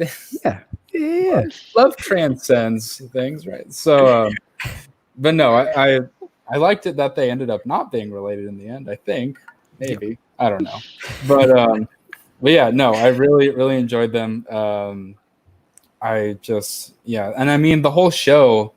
You could say one of the main underlying themes of the thing is like, what will you do for the people that you love? How far will you go for the people you care about, or to save them, or to protect them? Because, I mean, even a lot of the manipulation that was going on to get people on your side, it was like, oh, you can save so-and-so if you do this. You can save this person from doing this. Like, there was such a current of like, how much you love a certain person and how that can drive you to making certain decisions and stuff. And I thought they were great. And the moment that really got me, Snow, she said it earlier, I thought it was cool that the show, like the only time I cried was at the very end. And that's kind of a neat thing. Like the part that hits you the most emotionally is the very last scene. Like when he said his line that he said to her from the very beginning, like that just really brought it full circle. I really liked it. Yeah.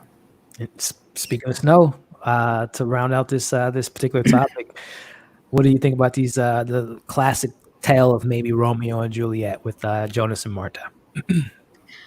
My thoughts on Jonas and Martha are a bit similar to Manya, because when I said earlier that towards the end of the episode, when they say that dialogue again, that is when actually that dialogue hit me for the first time, and I realized that I did not really like the couple. First of all, it's odd. It's a little difficult to digest. Yeah. Okay, that being said, okay, all right, forget it for a moment. But I was not able to accept them as a couple through the entire season. But when that particular moment happened at the end of season 3, it was as if my entire feeling towards them changed. Now I began to like them as a couple. Earlier on, I did not. And that is the reason I did not feel emotional for them for the previous 2 seasons, or even the entire journey of the 3rd season. But the ending changed it all for me. Great. That's fantastic. I think it's well said. Did you want to say something more, Minnie?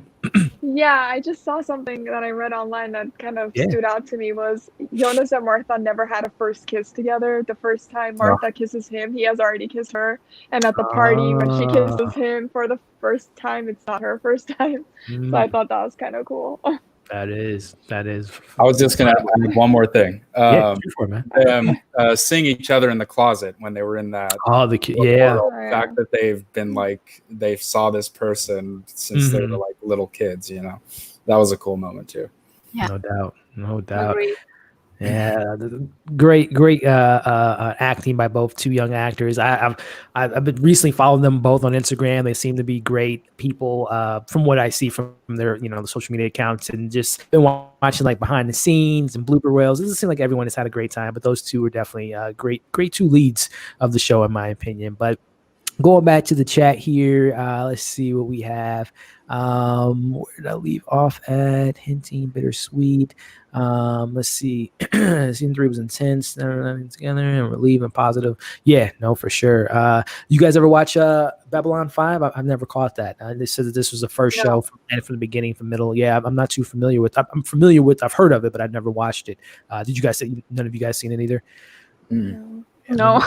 Check that out. The most tragic death for me was Katerina. Her mom kills her and goes back and slaps her. Yeah, let's talk about that, Gil, man.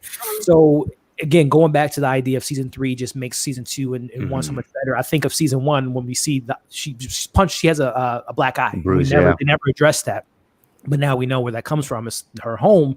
And then going back to the details of the show. Even her mom has a moment with Hannah at the, when she's getting, the abortion. And we kind of see that she's maybe not fit to be a mom. And she has, Katerina, she's hitting her and just all that stuff. But as far as just kind of to that comment here, what did you think about that scene with her and her mom?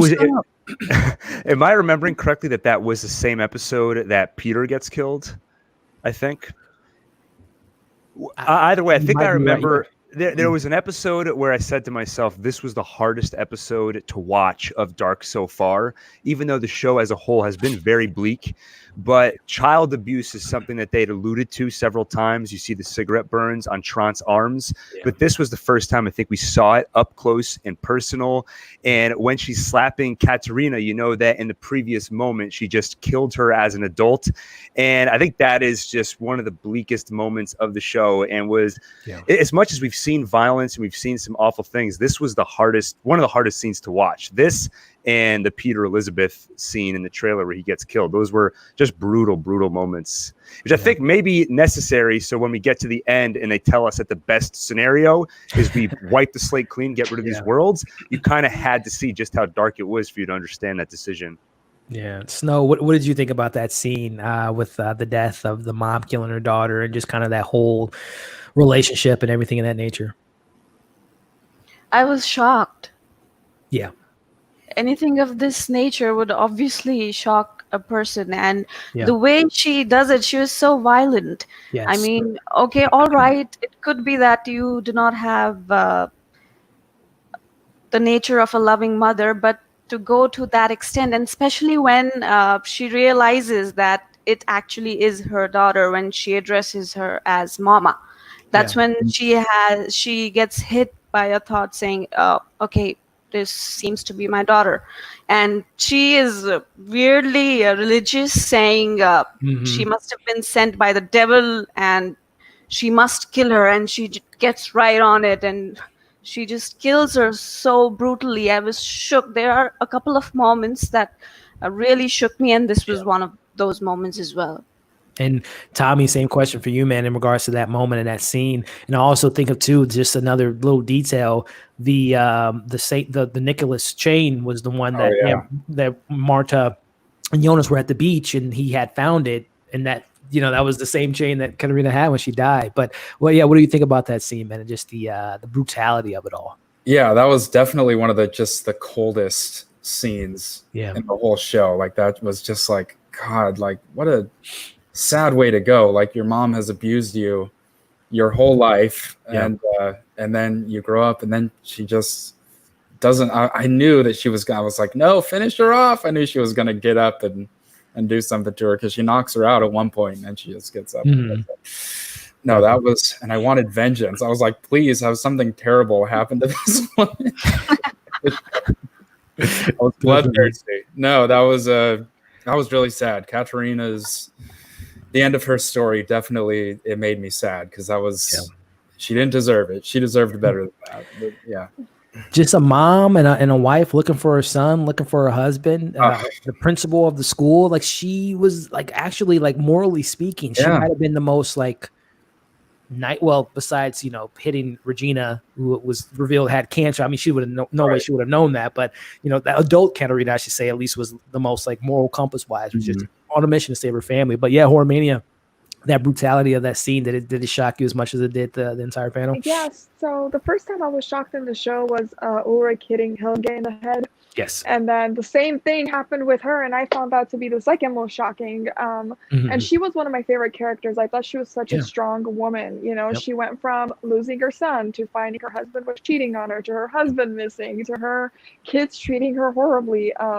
And for me, she was just such a strong character that in the end, her mom, the one person she probably didn't expect to kill her, she ended up doing it. And as soon as she dragged her in the lake, I was like, oh, she's the lady in the lake they were talking about. They were referring to, second season. Yes, where I was like, imagine you're swimming in a lake where your mom's body is probably starting to decompose.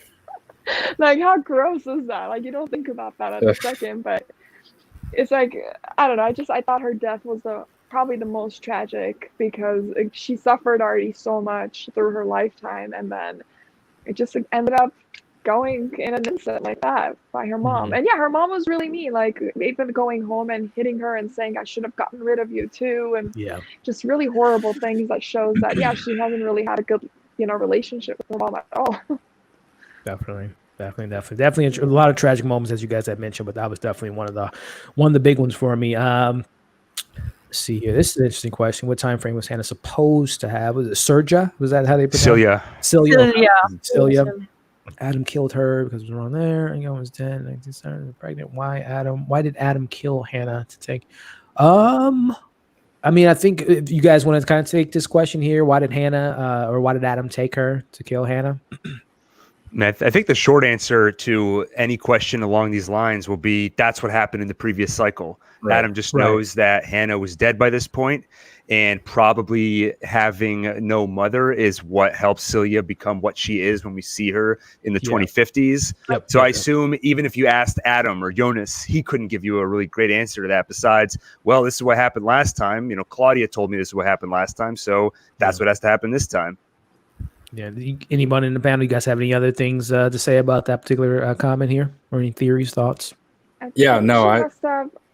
Sorry, go on. No, you can go ahead. Go ahead. I think she probably went back in the present time and had her then, because in the future, which was I think 33 years later, it would make sense for her to be around that age range. So. And just to clarify that, you guys do think that that was Egon's child and not Ulrich's child from the previous affair that they had, right? You don't think that he got her pregnant? Okay. No, I think, If you look at episode 2 of season 3, Eva shows Jonas a very detailed family tree. And I don't usually watch TV this way, but I paused, freeze frame, zoomed in, and they show you that it was Egon and Hannah's child in both the original and alternate world, it looks like. Right. Okay. Gotcha. Snow, did you have any thoughts on that comment, or pretty much in agreement? Yes, I agree. She was Hannah and Egon's child, the child that she went to get aborted, but she ultimately didn't. And then that's how Celia happens. Okay. Gotcha. And another great comment here too. I mean, this is so true. Study groups of this show. I think, this is why I want to do this tonight, to talk about it. But I think it just such a detailed show, and I would love to see like how they do with Stranger Things when they get the cast together once the finale happens. I would love to see like a cast final sit down talk, whatever the case may be, because I just love this show so much. Connor, what's going on, man? Still have 3 episodes left. Just wanted to pop through. Yeah, enjoy those last 3 episodes, my friend, and thank you for coming on tonight. I was all confused all season long too. Let's see here. Even though Stan, Elizabeth, and Jonah, am I miss Stan? Who's Stan? He's saying we Stan. I think Stan is exactly. Okay, gotcha. They were able to have a new single character and will be able to please Stan. Okay, yeah. After what did the kids and his own father be able? Yeah. All right. So I guess do you guys think an American network would do oh boy. No. Oh boy. I think we answered your question there, but just to kind of give them a more, I guess, in depth. But I mean, we all kind of know this, right? There's always the remake conversation, right? Remake this, remake that. Okay, hear me out. Playing devil's advocate. So if we were to have the same creators, like I'm thinking of Parasite, for example. Parasite. He's coming back to do the HBO show. He's going to have part of the show. Right. If the creators, I believe they're married or engaged or whatever the case may be, the couple that made the show, if they were consultants, executive producers, and just throwing this out there, especially for Gil, Alex Garland for devs, or Christopher Nolan, if they were to take on this show as a miniseries, would you guys be interested in an American version of Dark? Man, I was shaking my head once you said Christopher Nolan or Alex Garland. I would at least be curious. Curiosity. But that would end with me either enjoying the remake or disavowing Alex Garland from that point forward. Tommy, you guys. Actually, I was talking to somebody about this show who hasn't seen it as yet, and I was telling him that he should, and he said that I don't know anybody who has seen this show because perhaps it's not good. He was just joking. So I told him this is the same set of people who are going to get interested if there's an American version of it. Mm-hmm. So that is true story, but personally, no. No matter who makes it, I have seen the best, and I do not want a remake. Please do something new. No. Yeah, they could slap on a happier ending. I could get my warm fuzzy conclusion. It's a comedy of a remake. Tommy, what remake, man? Remake or to remake or to not remake is the question. I mean, definitely no, but Christopher Nolan, I mean, you'll always have my interest when you Some mention interest it. there. And I mean, this kind of reminded me of Christopher Nolan at points, just the complexities of it. Yeah, sure. A dream within a dream. Oh, now he's got the time travel angle with it, or at least time Tenet, manipulation Yeah, I angle was with thinking Tenet. that too. Yeah. Yeah, Time definitely. is, as a concept, is his forte, and he's done that Yeah. many times. Definitely. Horrormania, I know this is your the No. heart and soul. This is your baby. Do you want to see it be Yeah, remade? no. The thing is, if the show had like a lot of flaws, let's say it wasn't filmed well, there was budget Yeah. restrictions on it, I get Yeah. it. Yeah. But the show is literally perfect. If you every like scene, if you pause it, it looks like a photograph. It's just so beautiful. And Yeah. if it's just the language barrier that's bothering, get over it and just watch it. It's so good. And I don't think we need a remake of this. At least not anytime soon. No. No time soon. Don't As it says. Time. Don't No ruin time. something that's Yeah. already so good. I'm just Yeah. going to say real quick, I'm going to switch over to my phone real quick. My computer. Yeah, take your time, man. Take your So time. I'll be back in 2 seconds. No worries, man. And just a quick question before we go to the next question I have for you guys, starting with Gil, man. I guess just curious, how did you guys take in the show regarding, I know some people watched it with the terrible American dubbing. Some people watched it without it. How did you guys consume this show? Yeah, for me it was subtitles. I can't. Well, I have a very hard time watching a show when it's dubbed because you know you're missing out on all the nuance, all the emotion. I watch anime too, and I won't watch it unless it's subtitled because I think the acting is just there's that extra challenge in the acting where you artificially need to make sure that whatever you say fits into the time that the person is talking. So you're just never getting the really natural acting from that. Snow, how did you consume this show? I switched to the English version at one point in the third season, just to see how does it sound. I know it sounds horrible. I have tried it in the previous season, but I still did. And it was that point when the parallel world Martha, she goes to meet Bartosz. That is after she has this conversation with Katarina. And when I switched it to the English version, it sounded so bad. She was like, Bartosz. It literally sounded like that. And you know, even if you want to dub it, at least take good voice actors. It should be done well, even if you are dubbing it. It's all right. I understand not everybody reads subtitles, and that is the major reason people are putting off this show. But if you are doing it, please take somebody whose voice matches to the character, to the person that we are looking at on screen, and it should connect with the emotion. It's just so emotionless, it's so bland, and actually it sounds so comical, just like the example I gave you. No, I totally agree. Horrormania, did you watch it? How did you consume it the same way as far as this? Yeah, I watched it with subtitles, and the only thing I can watch dubbed and it doesn't bother me is actually anime, and I think that's because it's animated. But like actual movies and whatnot, I prefer subtitles. And I recommended this to someone, and they watched the first season, and they're like, "Oh, I don't like it that much." And I was like, "Well, how did you watch it?" And they said dubbed, and I was like, "Oh." And then the comment you made was like, "Oh, the dubbing was so awful on it," and I was like, that's why you didn't like it. It took away from it. So yeah, I think it definitely, if you're gonna watch this for the first time, watch it subbed for sure. So fun fact, I watched the first 5 episodes with it being dubbed. For whatever reason, my TV in my living room is an older Samsung, and for whatever reason, when I kept hitting it to do just the natural German and have subtitles, it wouldn't do it for whatever reason. It did every other language except, whatever the kids. So I just watched it in my bedroom for the rest of the season. But so to you guys' point, the dubbing wasn't great. Whenever there's dubbing, I always think, especially in this case where the cast they speak English. Why not just have the cast, if you're going to America, just have them voice their own self in the English version of it. But nevertheless, if you guys are watching the show, definitely don't do the American version or the dubbing. Tommy, can you hear us okay, man? Yeah, we're all good. Okay. Yeah, we were just talking about how we all consumed it. Did we do the American dubbing? Did we do the subtitle? How did you consume it? Just curious. Oh, the sub. But my brother-in-law, who I finally got to watch it, has been watching the dub, and nothing to people who are watching the dub as long as you enjoy the show. But was like, no.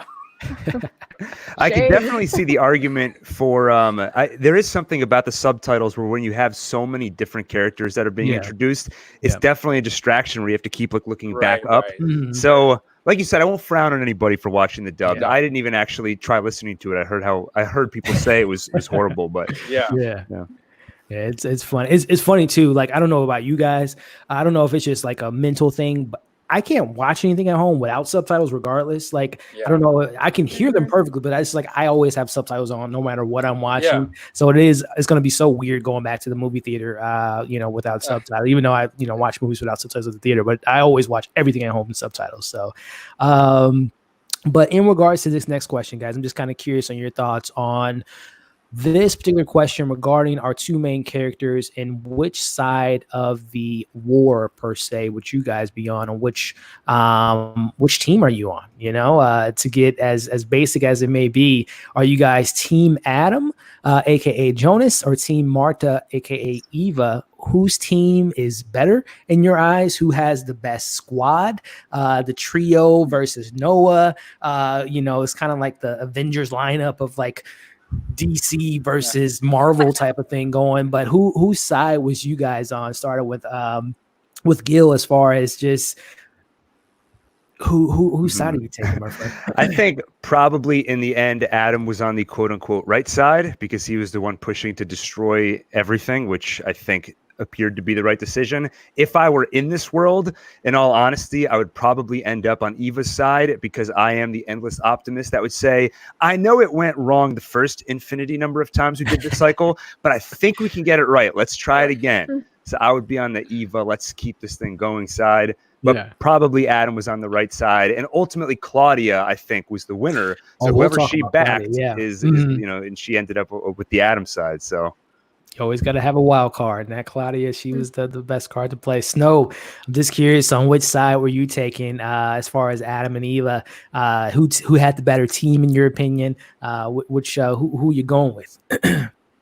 That's actually a very interesting question, and that thought did cross my mind many times. And as a viewer, it will.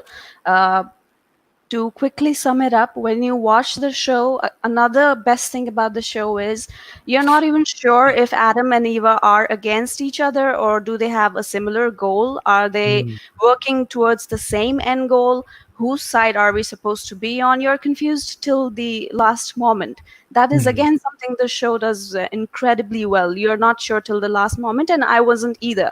But now, since the show has ended, if I have to answer whose team would I have picked, then it's Adam, because I did not feel that emotional connection with Eva, probably because she just popped up in the third season.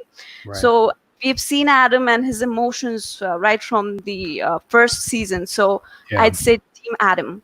Team Adam. Okay, so we got Team Eva, Team Adam. I'm loving the Civil War so far. Or Romania, who do you got? Whose corner are you going to be standing behind? So this kind of relates to what Snow said. I thought they were both kind of awful people that were willing to turn the world literally upside down for just one person. So throughout the show, throughout the second season, I never really liked Adam, and I never really cared for Eva at season 3. But again, I didn't know who to trust. Do I trust her? Do I trust Eva? I didn't even trust Claudia. I didn't know who was right and who was wrong. But if I had to pick, I would probably go with Adam, because ultimately he was just doing everything to make sure the person he loves gets to live. So I think that one. But I didn't like either one, to be honest. I didn't trust them. Tell me, man. Same question for you, my friend. Team Adam or Team Eva? Well, I mean, as is the case with a lot of great shows like Game of Thrones and stuff, the characters have a lot of shades of gray to them. There's a lot of good people doing bad things, and bad people doing good things, and it's not all black and white in this show. 100%, but I mean, I definitely had more of a connection to Adam just because it's Jonas. It's the character we've been with from the beginning. And like Snow said, we only met the Eva characters in the last season, so I wasn't as emotionally connected necessarily. But I mean, one of the moments I loved was when they finally came together at the end and the older versions of themselves hugged each other, and that was a beautiful moment. Definitely. Probably Team Adam, just because I have the connection to Jonas, and he's probably my favorite character on the show. So, Awesome. so yeah, probably Team Adam. Okay. Yeah, I think I'm going Team Adam too, guys. Just I think Adam motivations there, and just the connection, the connective, like you guys, just being connected to Adam and seeing him the most compared to Eva. I'm going that route as well. So definitely agree with you guys there. But this it kind of in the same vein a little bit here, in regards to not just picking a team, but which Earth would you guys prefer to live on? Earth 1 again, season 1. Mikkel and everything there, or Earth 2 with everything that we saw with Martha, a world without Jonas. If you guys were to pick one Earth to live on, I'll start with Tommy. Which Earth do you think is the more beneficial and beautiful and less chaotic in your opinion? Probably the world without Jonas, just because Katarina looked really good in her glasses. No, she was single, man. She was single. That's so, true. yeah. That is there you go. Actually, no, I'd probably go with the first world, just because I thought the Eva world was very gloomy all the time. It was always gray. I was like, it looks like the apocalypse all the time. Yeah, probably the first world that we were in. First world, Earth 1. Okay. Horomania, which Earth are you residing in? Which one's going to have your permanent address? They were both very depressing worlds, but if I had to pick, probably Earth 1, just because, again, he had a connection with Earth 1 since the get-go. Yeah. And yeah, Earth 2 kind of looked depressing with the fog and everything, so probably Earth 1. Gotcha. Snow, which Earth are you calling home? Earth 1 as well, because Earth 2 was, just like everybody said, depressing and very cold. Earth 1 has some emotions, the values of a human being. So definitely Earth 1. Earth 1. All right. Gil, man, which Earth are you picking, my friend? And I guess Origin World is not one of the options, right? Yeah, just Earth Water too. Yeah, the Origin World is paradise. That's right. These two hells. I would probably not to pile on, but would say this. I would go Earth 1 just because there at least the apocalypse happens a little bit later, so you get a few more months. And also, we haven't talked about him, but Clausen, the investigator in season 2. Oh, trust me, I love that guy. Oh yeah. Oh yeah. I love the way he just cuts through all the BS. So on Earth 1, there's a shot that I might get to hang out with him, assuming I'm a resident of Wyndham. Definitely. I think Earth 1 as well. Number 1, Regina is still alive in Earth 1. We have a couple other characters that I think just are suited better. Again, Ulrich and his family, even though he wasn't with the family, I just think that they're a better dynamic than what we saw with Hannah and him. And I still can't get on board with Charlotte and Ulrich. I just didn't. I don't know. That just didn't. I don't know. Him being I think he was the chief of police in Earth 2, and then that guy. Martha's boyfriend in Earth 2, like obviously we didn't get much time with him. He was what was it, the kid that went miss, Eric's brother, Killian, right? Yeah, I was just like, right. This guy, get him out of here, man. I was just like, you're not part of the team. And then also like Magnet, the black hair, and I did. It was very interesting though that they switched up.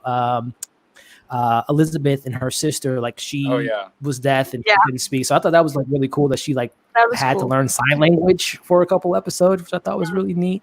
But yeah, Earth 1 for me for sure. But let me another question here too, and I'll go back to the chat. Which character did you guys think had the most? I guess your favorite character, like just essentially most complex story, most interesting character, most interesting backstory. Which character spoke to you guys? Starting with Horomania. I'm gonna pick 2, a male and a female character. Jonas was definitely my favorite. It's such a vanilla answer, but I just thought he's just his I think it had to do with the actors too, because for him to act that well and just put his emotions on screen just made me like feel for him and kind of thing. And he was kind of innocent when he was young, so definitely young Jonas was my favorite from the male characters. And from females, it's tough. It's between Katarina and Charlotte from World Earth 1, not from Earth 2. But again, I said, I thought they were both such strong female characters. But if I had to pick, I would probably go with Katarina just because Yeah, she went through so much. Yeah. I admired her character a lot. So probably Jonas and her. Definitely. Jonas and his grandmother. Tell me, I think you alluded to it that Jonas is probably your favorite, but is there a particular reason why? Or if there's another character too that was maybe if Jonas was A1 or AB. Bartosz for sure is my. No, I'm just kidding. Jonas, I mean, young Jonas for sure. That was my favorite version. I was actually really happy that our final scene with Jonas was actually the younger version of him, because he was the one I was most emotionally connected to. Hannah was always an interesting character, even though I didn't like her. Like, she pissed me off so much, but at the same time, her scenes were always interesting. You never quite knew what was going to happen with her. Yeah, definitely Jonas though. Jonas was my favorite. He's the main character in my opinion of the show for sure. And also, just to tie back into something you said earlier, I meant to say favorite science fiction aspects. The fact that he couldn't kill himself, I thought was pretty interesting. Hanging himself and shooting himself. Yeah, and that's why the gun jammed when Noah tried to kill him in that one season. Great point. That was Jonas for sure. Awesome. Snow, who's the tattoo you're putting on your arm in a couple days as far as your favorite character? It has to be Jonas for me as well, because right from the beginning of the journey to the end, there is an emotional investment with the character. He's the main character. He has gone through so much. He has seen so much. He's confused, just like us. We are confused. He's confused. He's just a chess piece. He does whatever Adam asks him to do, and he's not even sure whether what he's doing is right or not. And in season 3, at one point, he even says, "I don't want to do anything anymore. It's enough. I've had enough." People keep telling me stuff to do. Sometimes it's Claudia, sometimes it's Adam, then it's Eva. So his character goes through a lot, and there's a point where, when he's young, he has hopes of turning things around and making them all good again. He's ready to sacrifice his life. He's ready to not exist in the world. He goes through a lot, and he's ready to just give up his life for his love. And a lot of things happen along the way that truly make him the best character on the entire show. Well said. And then Gil, man, last but not least, man, who was the character that you just loved, man, and you're gonna always remember about this show? Yeah, it's so hard to pick anybody besides Jonas, because you're with him right from the beginning. He's kind of our introduction into the world. Yeah. And there were so many emotional moments tied into his character. Snow, the one you shouted out is exactly the one I was thinking of, when he kind of yells, "I don't want to have to do things anymore." I thought that was incredible. In the final, or the episode 7 montage, the one that got to me is when he's sitting in his childhood bedroom staring at his younger self. And it's just the physical manifestation of something that all people, I'm assuming at some point in your life, you think back onto when you were younger and how things could have gone differently, what you would have done differently. And this is the physical manifestation of that, literally sitting there staring at your younger self who hasn't gone through all the awful stuff you've gone through. So he's just a great character, and it's hard to pick anybody else. Yeah, I'm right there with you guys, Jonas, for me. But to throw a wrinkle in the mix, and a wild card character that we all kind of forget, Gretchen, the dog that traveled through time. I think Gretchen doesn't get enough love for being the first dog to travel through time in the cave. I think she definitely had a great moment there. So, great answers, guys. Jonas was definitely a fantastic character. So, before I go over to the chat, just a reminder, guys. And by the way, I know we're just past the 2-hour mark. Do you guys have any hard outs? Anything coming up in the next, maybe, I think we're going to probably wrap it up in the next 15, 20 minutes or so, but do you guys have to go a little bit sooner than that? No. We're all good on time. Yes. But in regards to here, let me get to some of these comments, because you guys got some great stuff in here. Let's see. In the final scene, when Hannah describes her dream, don't you think it kind of resonates with the moment young Adam killed her? What do you guys think about that? I didn't view it like that, but anything's possible, because it does end kind of open. So Definitely. She does look like quite disturbed when she's describing the dream. So my mind didn't go specifically to that moment, but it did just sort of go to the general awfulness of that world. Right. So if she has any specific memories that are disturbing her, I've got to think that's towards the top of the list. Definitely. Cool. Tommy, Yeah. Snow, you guys have any thoughts on that comment there? No, I agree. I feel like that. I mean, not necessarily that moment in particular, but yeah, just the feeling of like awfulness of everything that she probably got like some sort of vision of everything that had happened in those other places, and it was just a bitter taste in her mouth. Gotcha. Exactly. Awesome. Pretty definitive ending. Martha and Jonas only disappeared as well. Yeah. I think we all said that a little bit earlier as I'm kind of catching up with the comments here. Well, then still exists in other worlds race, so therefore they never existed to prevent the accident to begin. Is it a paradox? Yeah. I wish I had watched every time travel movie and show before dark before I spoiled them sense my ending. Yeah, for sure. Let's see here. I actually thought Hannah was going to end up giving birth to herself. Boy, I was off. That would have been something interesting. I guess just kind of going a side note with Hannah, just kind of you guys' thoughts, starting with Gil. If there was a particular character that was frustrated, I think it's tragic with Hannah, right? I think Jonas even says to her, "You don't need anyone, Mom." Like, and that's something that we can all, we might have had moments where we feel like we need someone to build us up or whatever the case may be. But she made some really tough choices and frustrating choices. So just kind of roundtable wise, starting with Gil, man, just kind of overall thoughts of Hannah and kind of where she started to where she ended and everything in between. I think at the beginning, I probably gave her some benefit of the doubt because her husband took his own life. So she's in this emotional turmoil. Yeah. And then you watch the manipulation as it goes, and probably I guess two moments where I started to separate from her. One is asking Alexander Tiedemann to destroy Ulrich's life was just so vindictive. And then going back in time and essentially using Egon, because I think she described him as harmless. I thought you were harmless. And it's almost, she went through the time stream to take advantage of this person that she just assumed is this hapless do-gooder that didn't consider the fact that he's human and may develop feelings for her. Now, at the same time, he's cheating on his own wife. So nobody's innocent in all this. Yeah. And that's why I don't judge her too harshly, because it's kind of, Tommy, what you were saying earlier, where bad people doing good things, good people doing bad things. But she's probably one of the few characters where most of what we focus on is her machinations and her manipulation. So I did find myself start to drift more towards, I'm not a big fan of this person. No.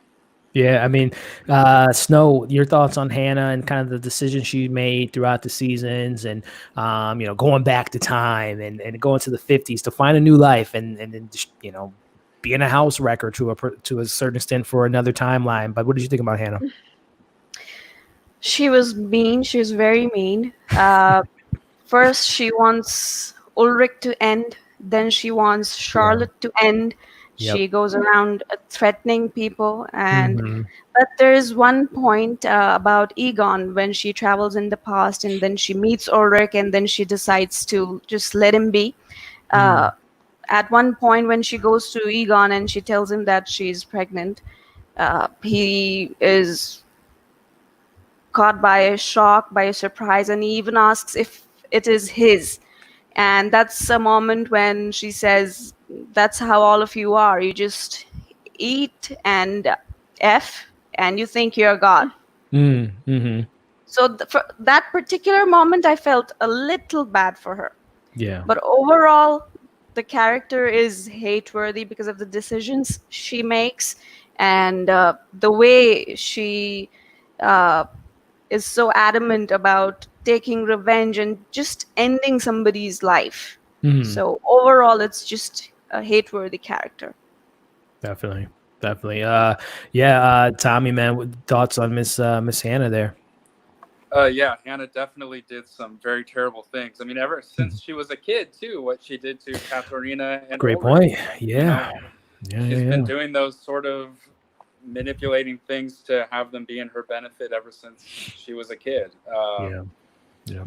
But I mean, definitely leaving Ulrich in the past. So that was a really brutal moment where I was just like, okay, I'm kind of drawing a line in the sand right now. But at first, I tried to have sympathy for it just because I loved Jonas so much, and you know, she's his mom, so part of me kind of wanted to. And they had some like heartwarming scenes. I kind of felt bad for her in Earth 2, even though she still had the affair and stuff. But, you know, she had the baby, and then, but a line that made me laugh, Ulrich. Now I'm cheating on the woman that I cheated on my wife. But yeah, no, she definitely did some questionable things. That's for sure. I didn't love her. She was kind of like a love to hate character. Love to hate character definitely sums it up perfectly. Yeah, Horror Mania with Hannah, thoughts on her as a character, and just kind of the, you know, just to wrap up this topic, just I guess her performance too, because you love to hate her. I thought she did a great job doing so, and you fell for her at times. You know, I think at the moment where Ulrich says, "I can see why your husband left," now it's just kind of, you know, you feel for her in certain moments like that. But yeah, just again, thoughts on Hannah. I did not like her at all during my first watch through, and then just because I was like, oh, well, she's the reason that, you know, this Nielsen family is like ruined now. But then watching it again the second time, you kind of notice it was Ulrich all along that was kind of leading her on, and even at the anniversary party, he was the one that went after her. So it made me like dislike her from the cheating aspect a little less. But then when you think about it, she always kind of had like a rotten nature to herself. Like, yeah, when she was a kid, she made that rumor about Ulrich and Katarina, and just in the other world too. And yeah, when she went and said, I wanted you to destroy Ulrich or Charlotte. So she definitely had some bad nature in her, but at the same time, I don't know, I can't fully hate her, but I also did not. She was not a favorite character or anything, but definitely her scenes with Jonas were heartwarming, and those were the only scenes that made me kind of feel for her. But yeah, other than that, I don't know. She was an odd character. I felt conflicted with my feelings towards her. I'm not gonna lie. No, I definitely agree. And Hannah had a tortured life. Definitely. Definitely, we can definitely agree to that. We got some new people in the chat. Again, if you guys are just joining in, make sure you support all these amazing content creators, channels, outlets, all that fun stuff, social media accounts. All their links are in the description below. Make sure you give this video a thumbs up. Continue to drop your questions, comments, concerns in the chat. Like I said, we're probably going to wrap this up in about 15, 20 minutes or so, give or take. I got a couple more questions I wanted to pose to the panel, but I definitely want to make sure I get to these questions you guys had in the chat. Any ideas of who funeral Jonas walked past when he went back to 1921? Was it Bortas after he was killed by Noah, or I have a hard time recollecting that scene. Do you guys know what he's referring to? He or she was referring to in this particular moment here? Any ideas on the funeral walked past back in 1921? No, I remember him. Don't. No, I was gonna say I remember him at a graveyard, but I don't even think I'm thinking of the 20s time period, so I don't recall the funeral. Yeah, I can't recall. Snow, Horror Mania time. You guys, any thoughts about that one there? No. I don't remember that scene. No, I cannot remember anything like that, except if it was a proper funeral. I can't say if it was Regina's burial. I don't know what exactly are we referring to here. Yeah, I can't remember either. The Binge Zone, I know this is someone else that covered this show and had some great conversations on their YouTube channel. He says Netflix is an American band and owns the rights. They won't redo it. I hope so. I hope that is the case. Don't use his for the test match. Yeah, it's crazy. That is crazy. Again, just so many things that people did for survival, as we all kind of mentioned, to get their loved ones, save their loved ones. So another question I want to kind of pose to you guys is just we refer to them throughout the stream so far, but I just want to kind of know, who do you guys think is the most menacing between these kind of our big bads, if you want to call them that, but the trio, the unknown, which we find out is Jonas and Martha's child, or Noah, who I'll just give you guys my answer right now. Both of those were very menacing. Those guys, when they went everywhere they went, and I love how their hands crossed to each other and all that stuff. I mean, they were super badass, but I don't know what it is about Noah, man. Even after knowing, he's somewhat of a good guy and the journey he was on to find Charlotte, but Noah, man, was just so, his presence was just so haunting to me and just terrifying, if I'm being honest. But just curious, starting with Snow, scarier trio or scarier characters, the trio or Noah? Well, you are right, actually. When I recall, Noah was equally menacing when he first came on the show, and then the unknown trio comes up, and they have a similar quality as far as being menacing and threatening is concerned. But my answer would be the trio because it could also be because I've not rewatched the show and it's fresh off my memory. The serial killer trio, that could be the reason, because I love the way they popped up everywhere out of nowhere, and the next thing that was on my mind was, okay, now who's gonna die? Even when Tronti is walking in the Yeah, forest and then he shows up, and then the elder version and then the kid version, they also walk towards him, and the first thought that came to my mind was, okay, is Tronte gonna die? Because they have not had a good track record, so don't blame me. I found them really menacing. I love them. I love this trio. They were great. Yeah. Gil, man. Yeah. As far as this, again, kind of the big bads, overarching villains, if you want to call it that, Noah versus the trio, man. Which one, whenever they hit the screen, which one were you just like, man, this is like villain to the core? For me, it's a trio because they have an extra creepy factor that I don't think Noah can compete with. If I walk out my door after hearing a strange sound in the middle of the night, 2:00 in the morning, I see a Noah standing there, that's scary. But I see a child just staring at me creepily. That is the creepiest thing. Noah could not compete against that.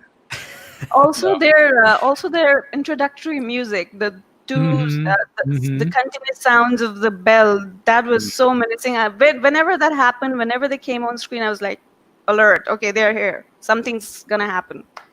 Definitely.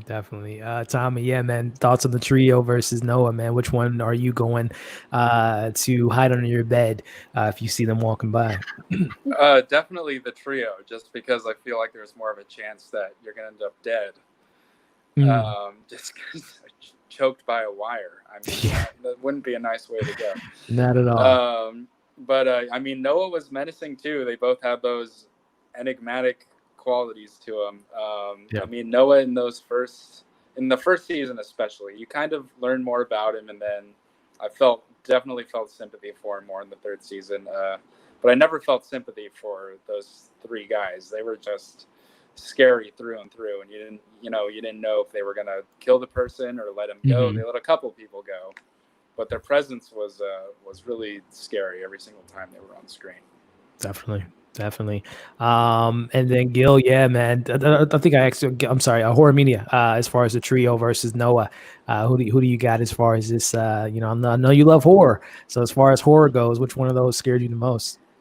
I thought the trio was scarier. Noah was more manipulated with words and was kind of following everything Adam told him to do. But I thought the trio were kind of, even though they were kind of following what Eva told them to do, they were kind of more acting on their own almost. That's what it felt like. Yeah. And every time they showed up, there was this tense feeling on screen. You didn't know if this character was going to die or not. And they killed a pregnant woman where I was like, whoa.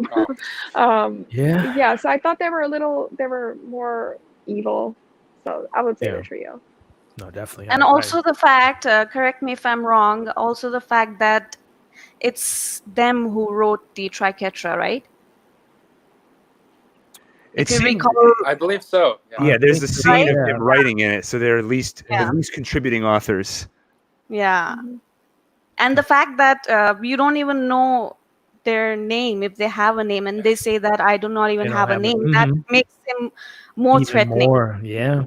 It's almost like that whole not knowing, we get all these origin stories, or the origins of Michael Myers with the Rob Zombie remake, or the Joker film, which ended up being great in my opinion. But do we need to know about how they became who they became? But yeah, I love that we. There's your American remake, Dark, the trio. There you go. Yeah, just showing them on a road trip. An origin story. Yeah, just going on a road trip, stopping people from messing up time, and just what their conversations are like on the when they're going to the next destination, and they're just like, hey man, I like your outfit, or what should we wear today? What did you eat today?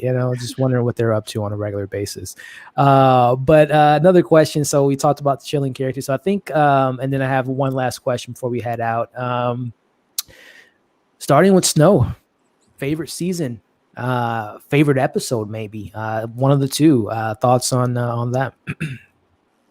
My favorite season is definitely the last season because it not only met my expectations despite of all the pressure that I was mentally feeling, it in fact exceeded my expectations, and especially with that finale. I have to say the favorite episode is the last episode, and the favorite season has to be the third season, because in the first we are introduced to this world, in the second it gets more complicated. It Yeah. does not get any less complicated in third season, but we keep getting answers as we keep moving on, and the conclusion is just so satisfying that the third season stays right on the top for me, followed by both second and one.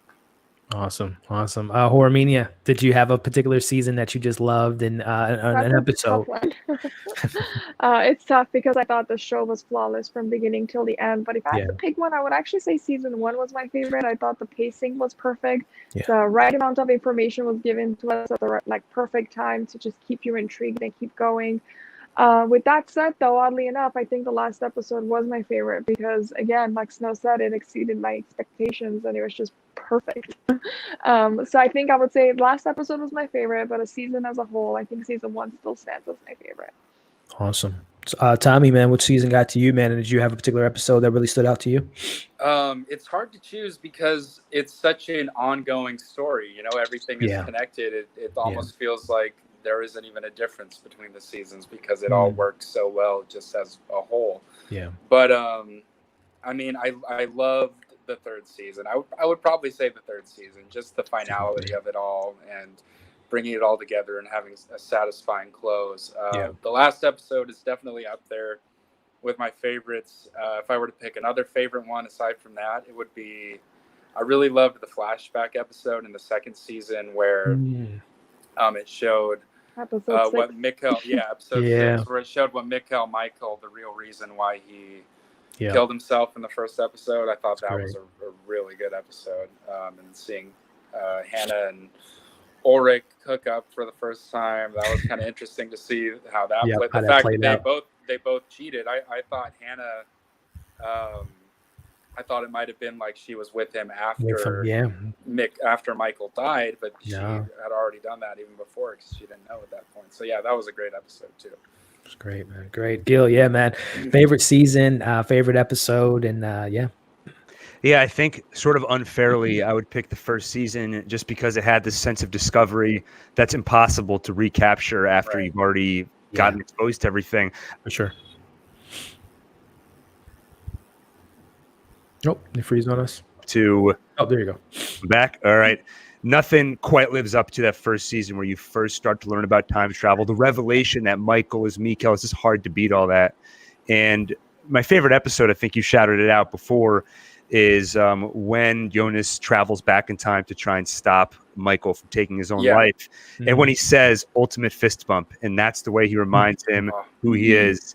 The moment at the lake. Those are two of my favorite moments of the series. Yeah. So by default, that's got to be my favorite episode, I think. Awesome. Yeah, I'm right there with you, Gil. Season 1, and also as Simon said, season 1 for me is my favorite just because it is lightning in a bottle, self-discovery and everything. Me not reading the synopsis nor watching a trailer and just being, discovering it for the first time. And then episode, I believe, like you guys mentioned, was episode 5 is when we see Mikkel is Michael. That just was like, oh my, like the whole new layer to this show. And it was 5 more episodes left in season 1, which 10 episodes in season 1 versus 8 for season 2 and season 2 and 3. So yeah, season 1 for me is definitely my favorite. But again, I've rewatched season 1 twice. I've only watched season 2 once and season 3 once. So very excited to dive into the show again. And maybe it might be different 6 months from now, a year from now, whatever the case may be. So let's see here. We got a donation here. Thank you so much. If you guys want, you don't have to, but I do have super chats available as well as Streamlabs. But the best thing to do for the channel and for everyone on this channel is thumbs up to the video and support everyone that's on the panel tonight and subscribe and follow them. But the Min Zone's question was thoughts on who had the most tragic life. I think we all might have alluded to it, but I guess just to, to go back on it or maybe go more in depth, starting with Tommy, did you have a particular, who do you think had the most tragic life in the series? It's hard to say because everyone had some level of tragedy in their life. I mean, there's Ulrich who got stuck in the past and had literally lived his entire life. Katerina, she had a really tragic one too. It just fated to be killed by her own mom. I mean, that's pretty messed up. Probably Jonas, though, had the most tragic, just because he was always trying to kind of do the right thing, but he always got stuck doing the same loop and turning into Adam, and Definitely. he had a tragic life too. It's hard to call because everyone has tragedy in their life in that show. Definitely. Gil, did you have an answer for this man in regards to the most tragic life on the show?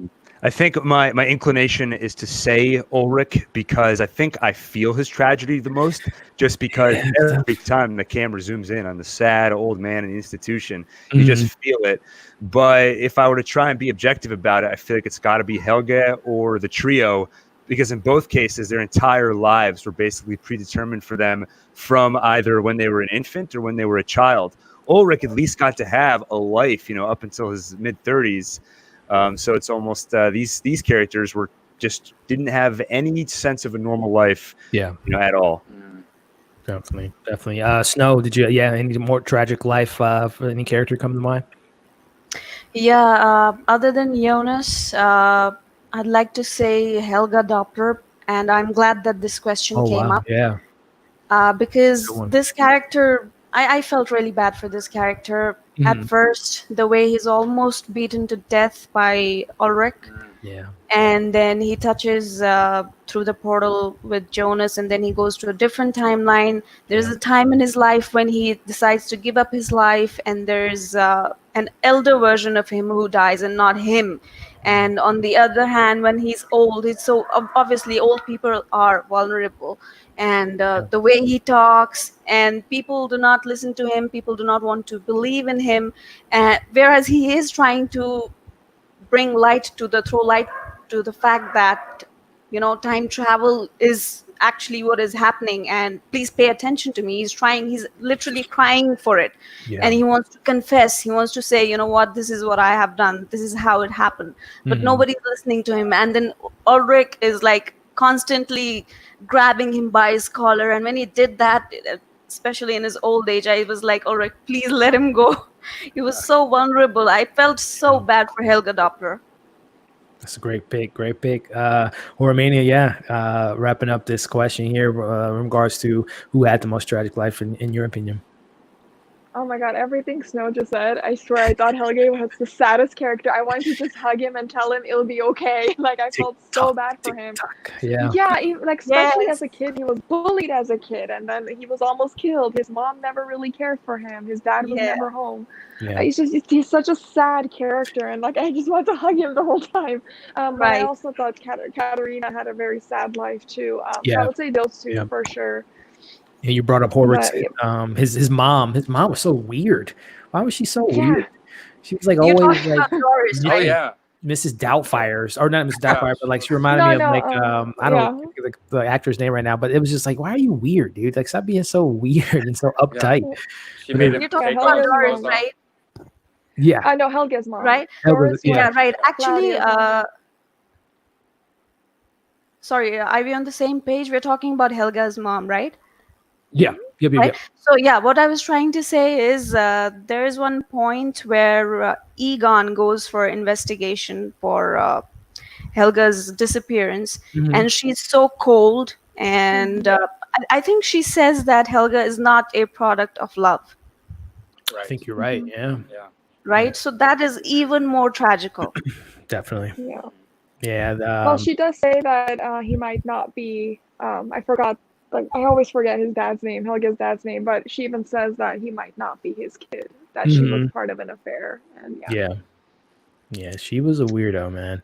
That is for sure. But thank you for sending that donation, the Binge Zone. I hope you're happy with our answers there. So wrapping this up here in a bit, guys, I want to make sure I get all these last little. This is the great that you all joined together. If possible, would it like to get your reaction on The Boys, because you guys, I did watch Dark. The Boys, you guys watch The Boys on FX? Amazon? You guys big fans of that show? No, not as of now. You liked it, Tommy? I really liked it. Yeah, I was watching the season 2 trailers the other day. It's a great show. Gil, you a big fan of The Boys, Horror Mania? You guys watch that at all? I watched season 1. Sorry. Season 1. I didn't finish it, but I started it, but I never finished it. It is a good show, though. I don't know why I never finished it. And what were you saying, Gil? Yeah, no, I was just saying I thought it was solid. I wasn't like over the moon with it. I'll be watching season 2 though for sure. Nice. Yeah, I got it. I haven't even. I got to check it out. I'm a really big superhero fan, so I heard it's a really grounded, really cool, unique take on superheroes and based on the comics. So I just think should have a different character. Peter. Yeah, Peter was pretty tragic character as well. Yeah. Yeah, you guys talked about him already. He never stood a chance beating him his whole life. Yeah, definitely, man, definitely. Claudia also took his father from him. Agreed.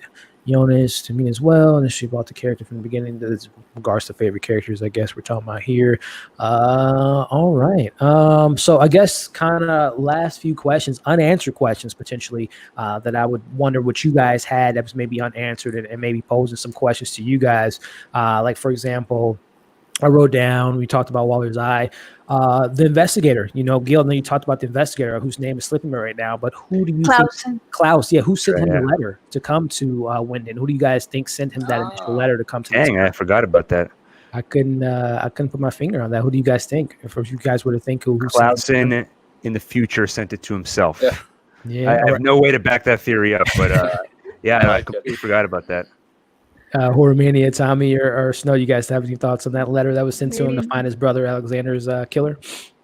Maybe Woller, because he was like, oh, maybe it's better this way. I don't know.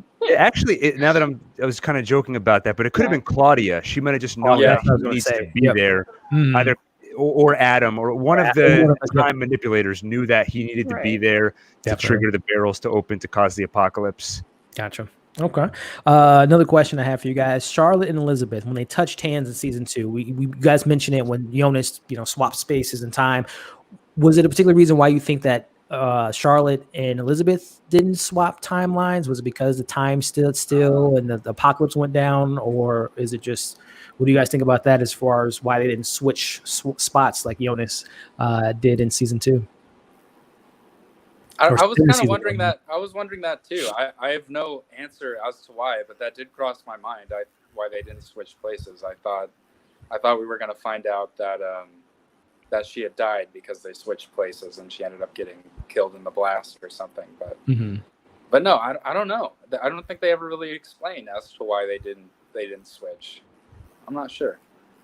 Any thoughts, Gil or Horror Mania or Snow, on that particular theory? Again, I was thinking maybe because it was an apocalypse and maybe it just the time stood still and was able to. Yeah, Charlotte was able to go into the future. Could be. I mean, I feel like they didn't really explain the mechanic of what happens, and even Helga and Jonas didn't switch spots, right? Because Helga ended up in 1986, and then Jonas woke up in 2052 or 53, I think. So I don't know the logic of the portals. Yeah, that was something I was thinking about, so I couldn't.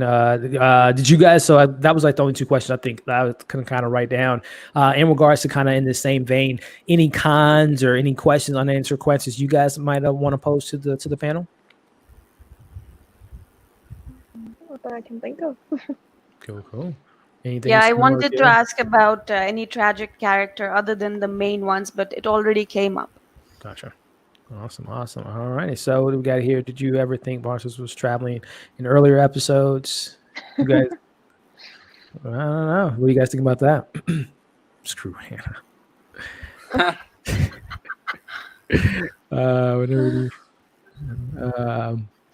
Let's see here. I think we're pretty much caught up here. So I guess just kind of last things here. Someone brought it up way earlier in the chat, and I want to just want to bring their name up, but they asked about they mentioned 1899, which I think is the rumored title that the creators are going to be working on, which I believe is going to be a horror show, which sign me up. But what do you guys, what would you like to see from these creators as far as genre, a movie, a show, starting with Gil, man? What would you like to see from these creators that made this incredible show? I mean, I want to see whatever they do next, and I'm glad to hear that it's horror and something that's dealing with the supernatural, because I feel like that's just going to give them so much room to play in terms of creating another complicated and deep show. So I hadn't heard of 1899 until the person in the chat asked about it, and I didn't know that there was any news about specifically what they were doing next. So that's pretty exciting, and I'm happy with that. I'll watch whatever they do next. Yeah, this is one of those projects for me. Wherever I see their names, I'm going to be already interested, regardless of it's them talking about the creation of how bread was made. But Snow, Horror Mania, Tommy, you guys have a preference on what you would like to see them do next, besides this 1889 project and a horror premise? Was there a particular genre, or maybe them dive into the movie world, anything like that? Well, Yeah, whatever he sure. does, Why not? sign me up. Yeah. Yeah, actually, yeah.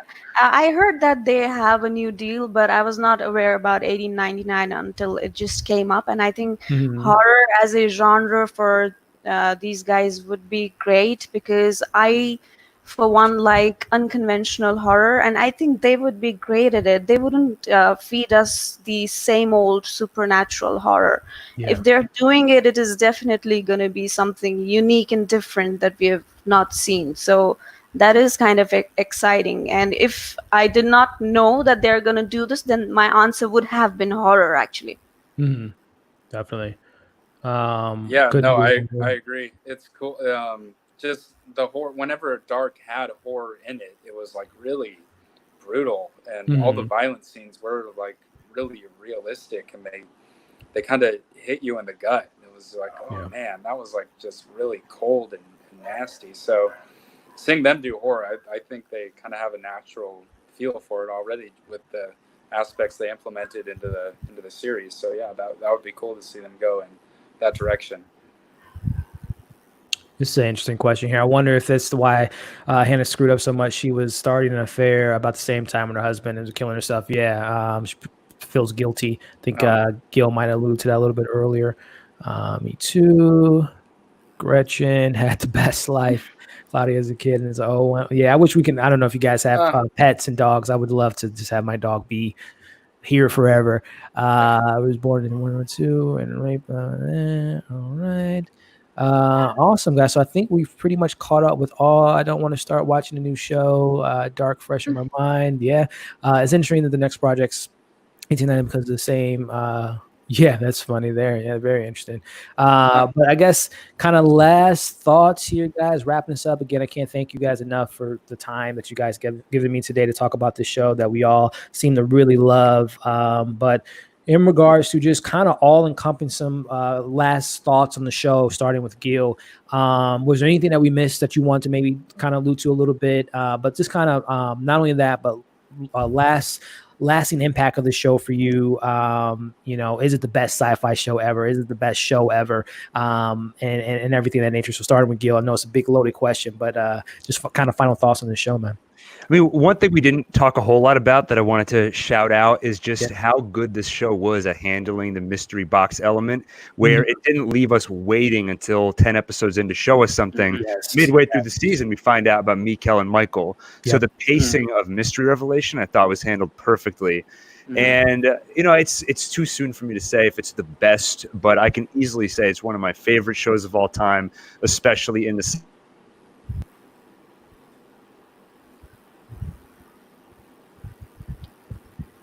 so good that he froze in time, guys.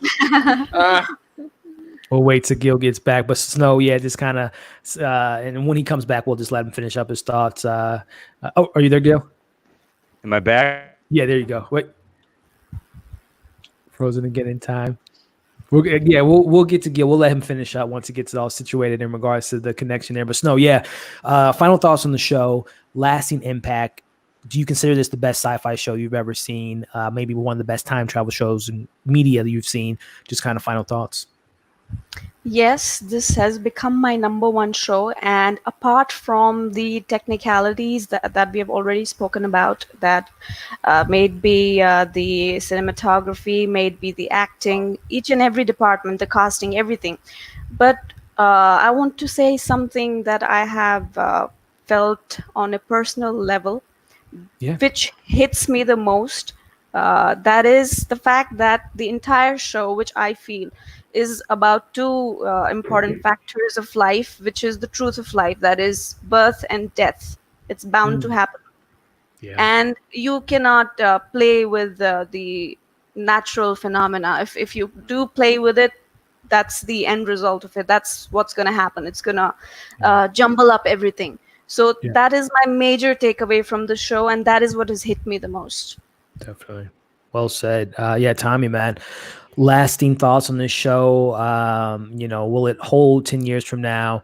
Do you consider it the best show you've ever seen, or maybe in the last decade, best sci-fi story ever told, or maybe in the last decade? Just kind of thoughts on it, man. I mean, yeah, it's definitely one of the best sci-fi stories ever told. That's for sure. It's in my top 5 shows, I think. Absolutely. My favorite show of all time, that is a tough one. We'll see. Maybe in the years to come. It's definitely up there. I just want to say one last thing, because you guys mentioned Helga. Did any of you guys feel a sense of satisfaction when he killed Ulrich? A little bit. I don't know.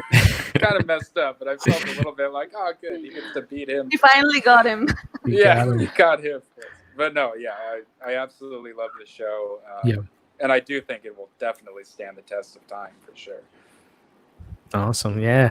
Well, like I said, guys, she said it up top. This is just her favorite show. She loves it so much. Like I said up top, she brought me into the show, just the hype that she had on her Insta stories and her post about it. But yeah, I would love to know your thoughts on the show. Best show ever, best sci-fi story ever told, best tragic love story. Just kind of final thoughts on the Dark. To me, this show's nearly flawless. So I would say this is my #1 favorite show of all time as of right now, and it's going to be hard to knock that one off the #1 spot. It's just perfect, and I think the writing is great. The acting is great. Everything about it is just so good, and it's like to the point where you kind of just, it's easy to ignore the little flaws here and there that it has. So I love the show. I'm going to continue forcing people to watch it, like strap them to a chair like in A Clockwork Orange and just play it with strap them in the chair from this show, the time machine that they created. Just put them in that chair and force them to watch.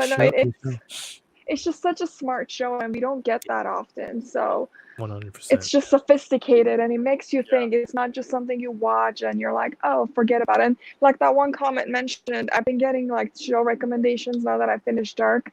And I responded to one of my friends saying, I think it would be unfair for any show that I start next right now, because Dark is still so fresh in my memory that starting anything else, I'll be comparing it. So I'm going to wait until I mourn the loss of this one. I'm done with it, and then I'll start a new show. Definitely. Hopefully Gil can get back in. I want to finish up his speak of the devil. Let's see, Gil. You there? Hey, yeah, I called back in on my phone. We lost internet here. Oh, no worries, man. Sorry. You were in the middle of just kind of finishing up your thoughts on just overall thoughts of the show and, lasting effect. And I know you were saying hard to say it's the best show right now, but I think that's when you kind of got lost connection a little bit. Yeah, I think I'm still processing it. It's definitely one of my favorite shows. If it's not too soon to say it's my favorite or anything like that. For sure. It was a wild ride. It was. I'm impressed with people that were able to binge the entire 3rd season in one go, because that's just sounds super emotionally draining. I feel a little bit like a baby with Snow saying that you didn't, I think, tear up until the final episode, because just about every montage in every episode tugged pretty hard at my heartstrings. So great show. Definitely not done talking about it. Definitely not done watching it, and definitely left a lasting impact. Well said. Yeah, we are the real sick mundus now. We have to spread the word. We gotta stick together, guys, for sure. I love it. Just final thoughts on my end, guys. Like I said, I'm on the bandwagon. I'm glad I got on the train 2 weeks ago and couldn't be happier to be part of this community, this fandom.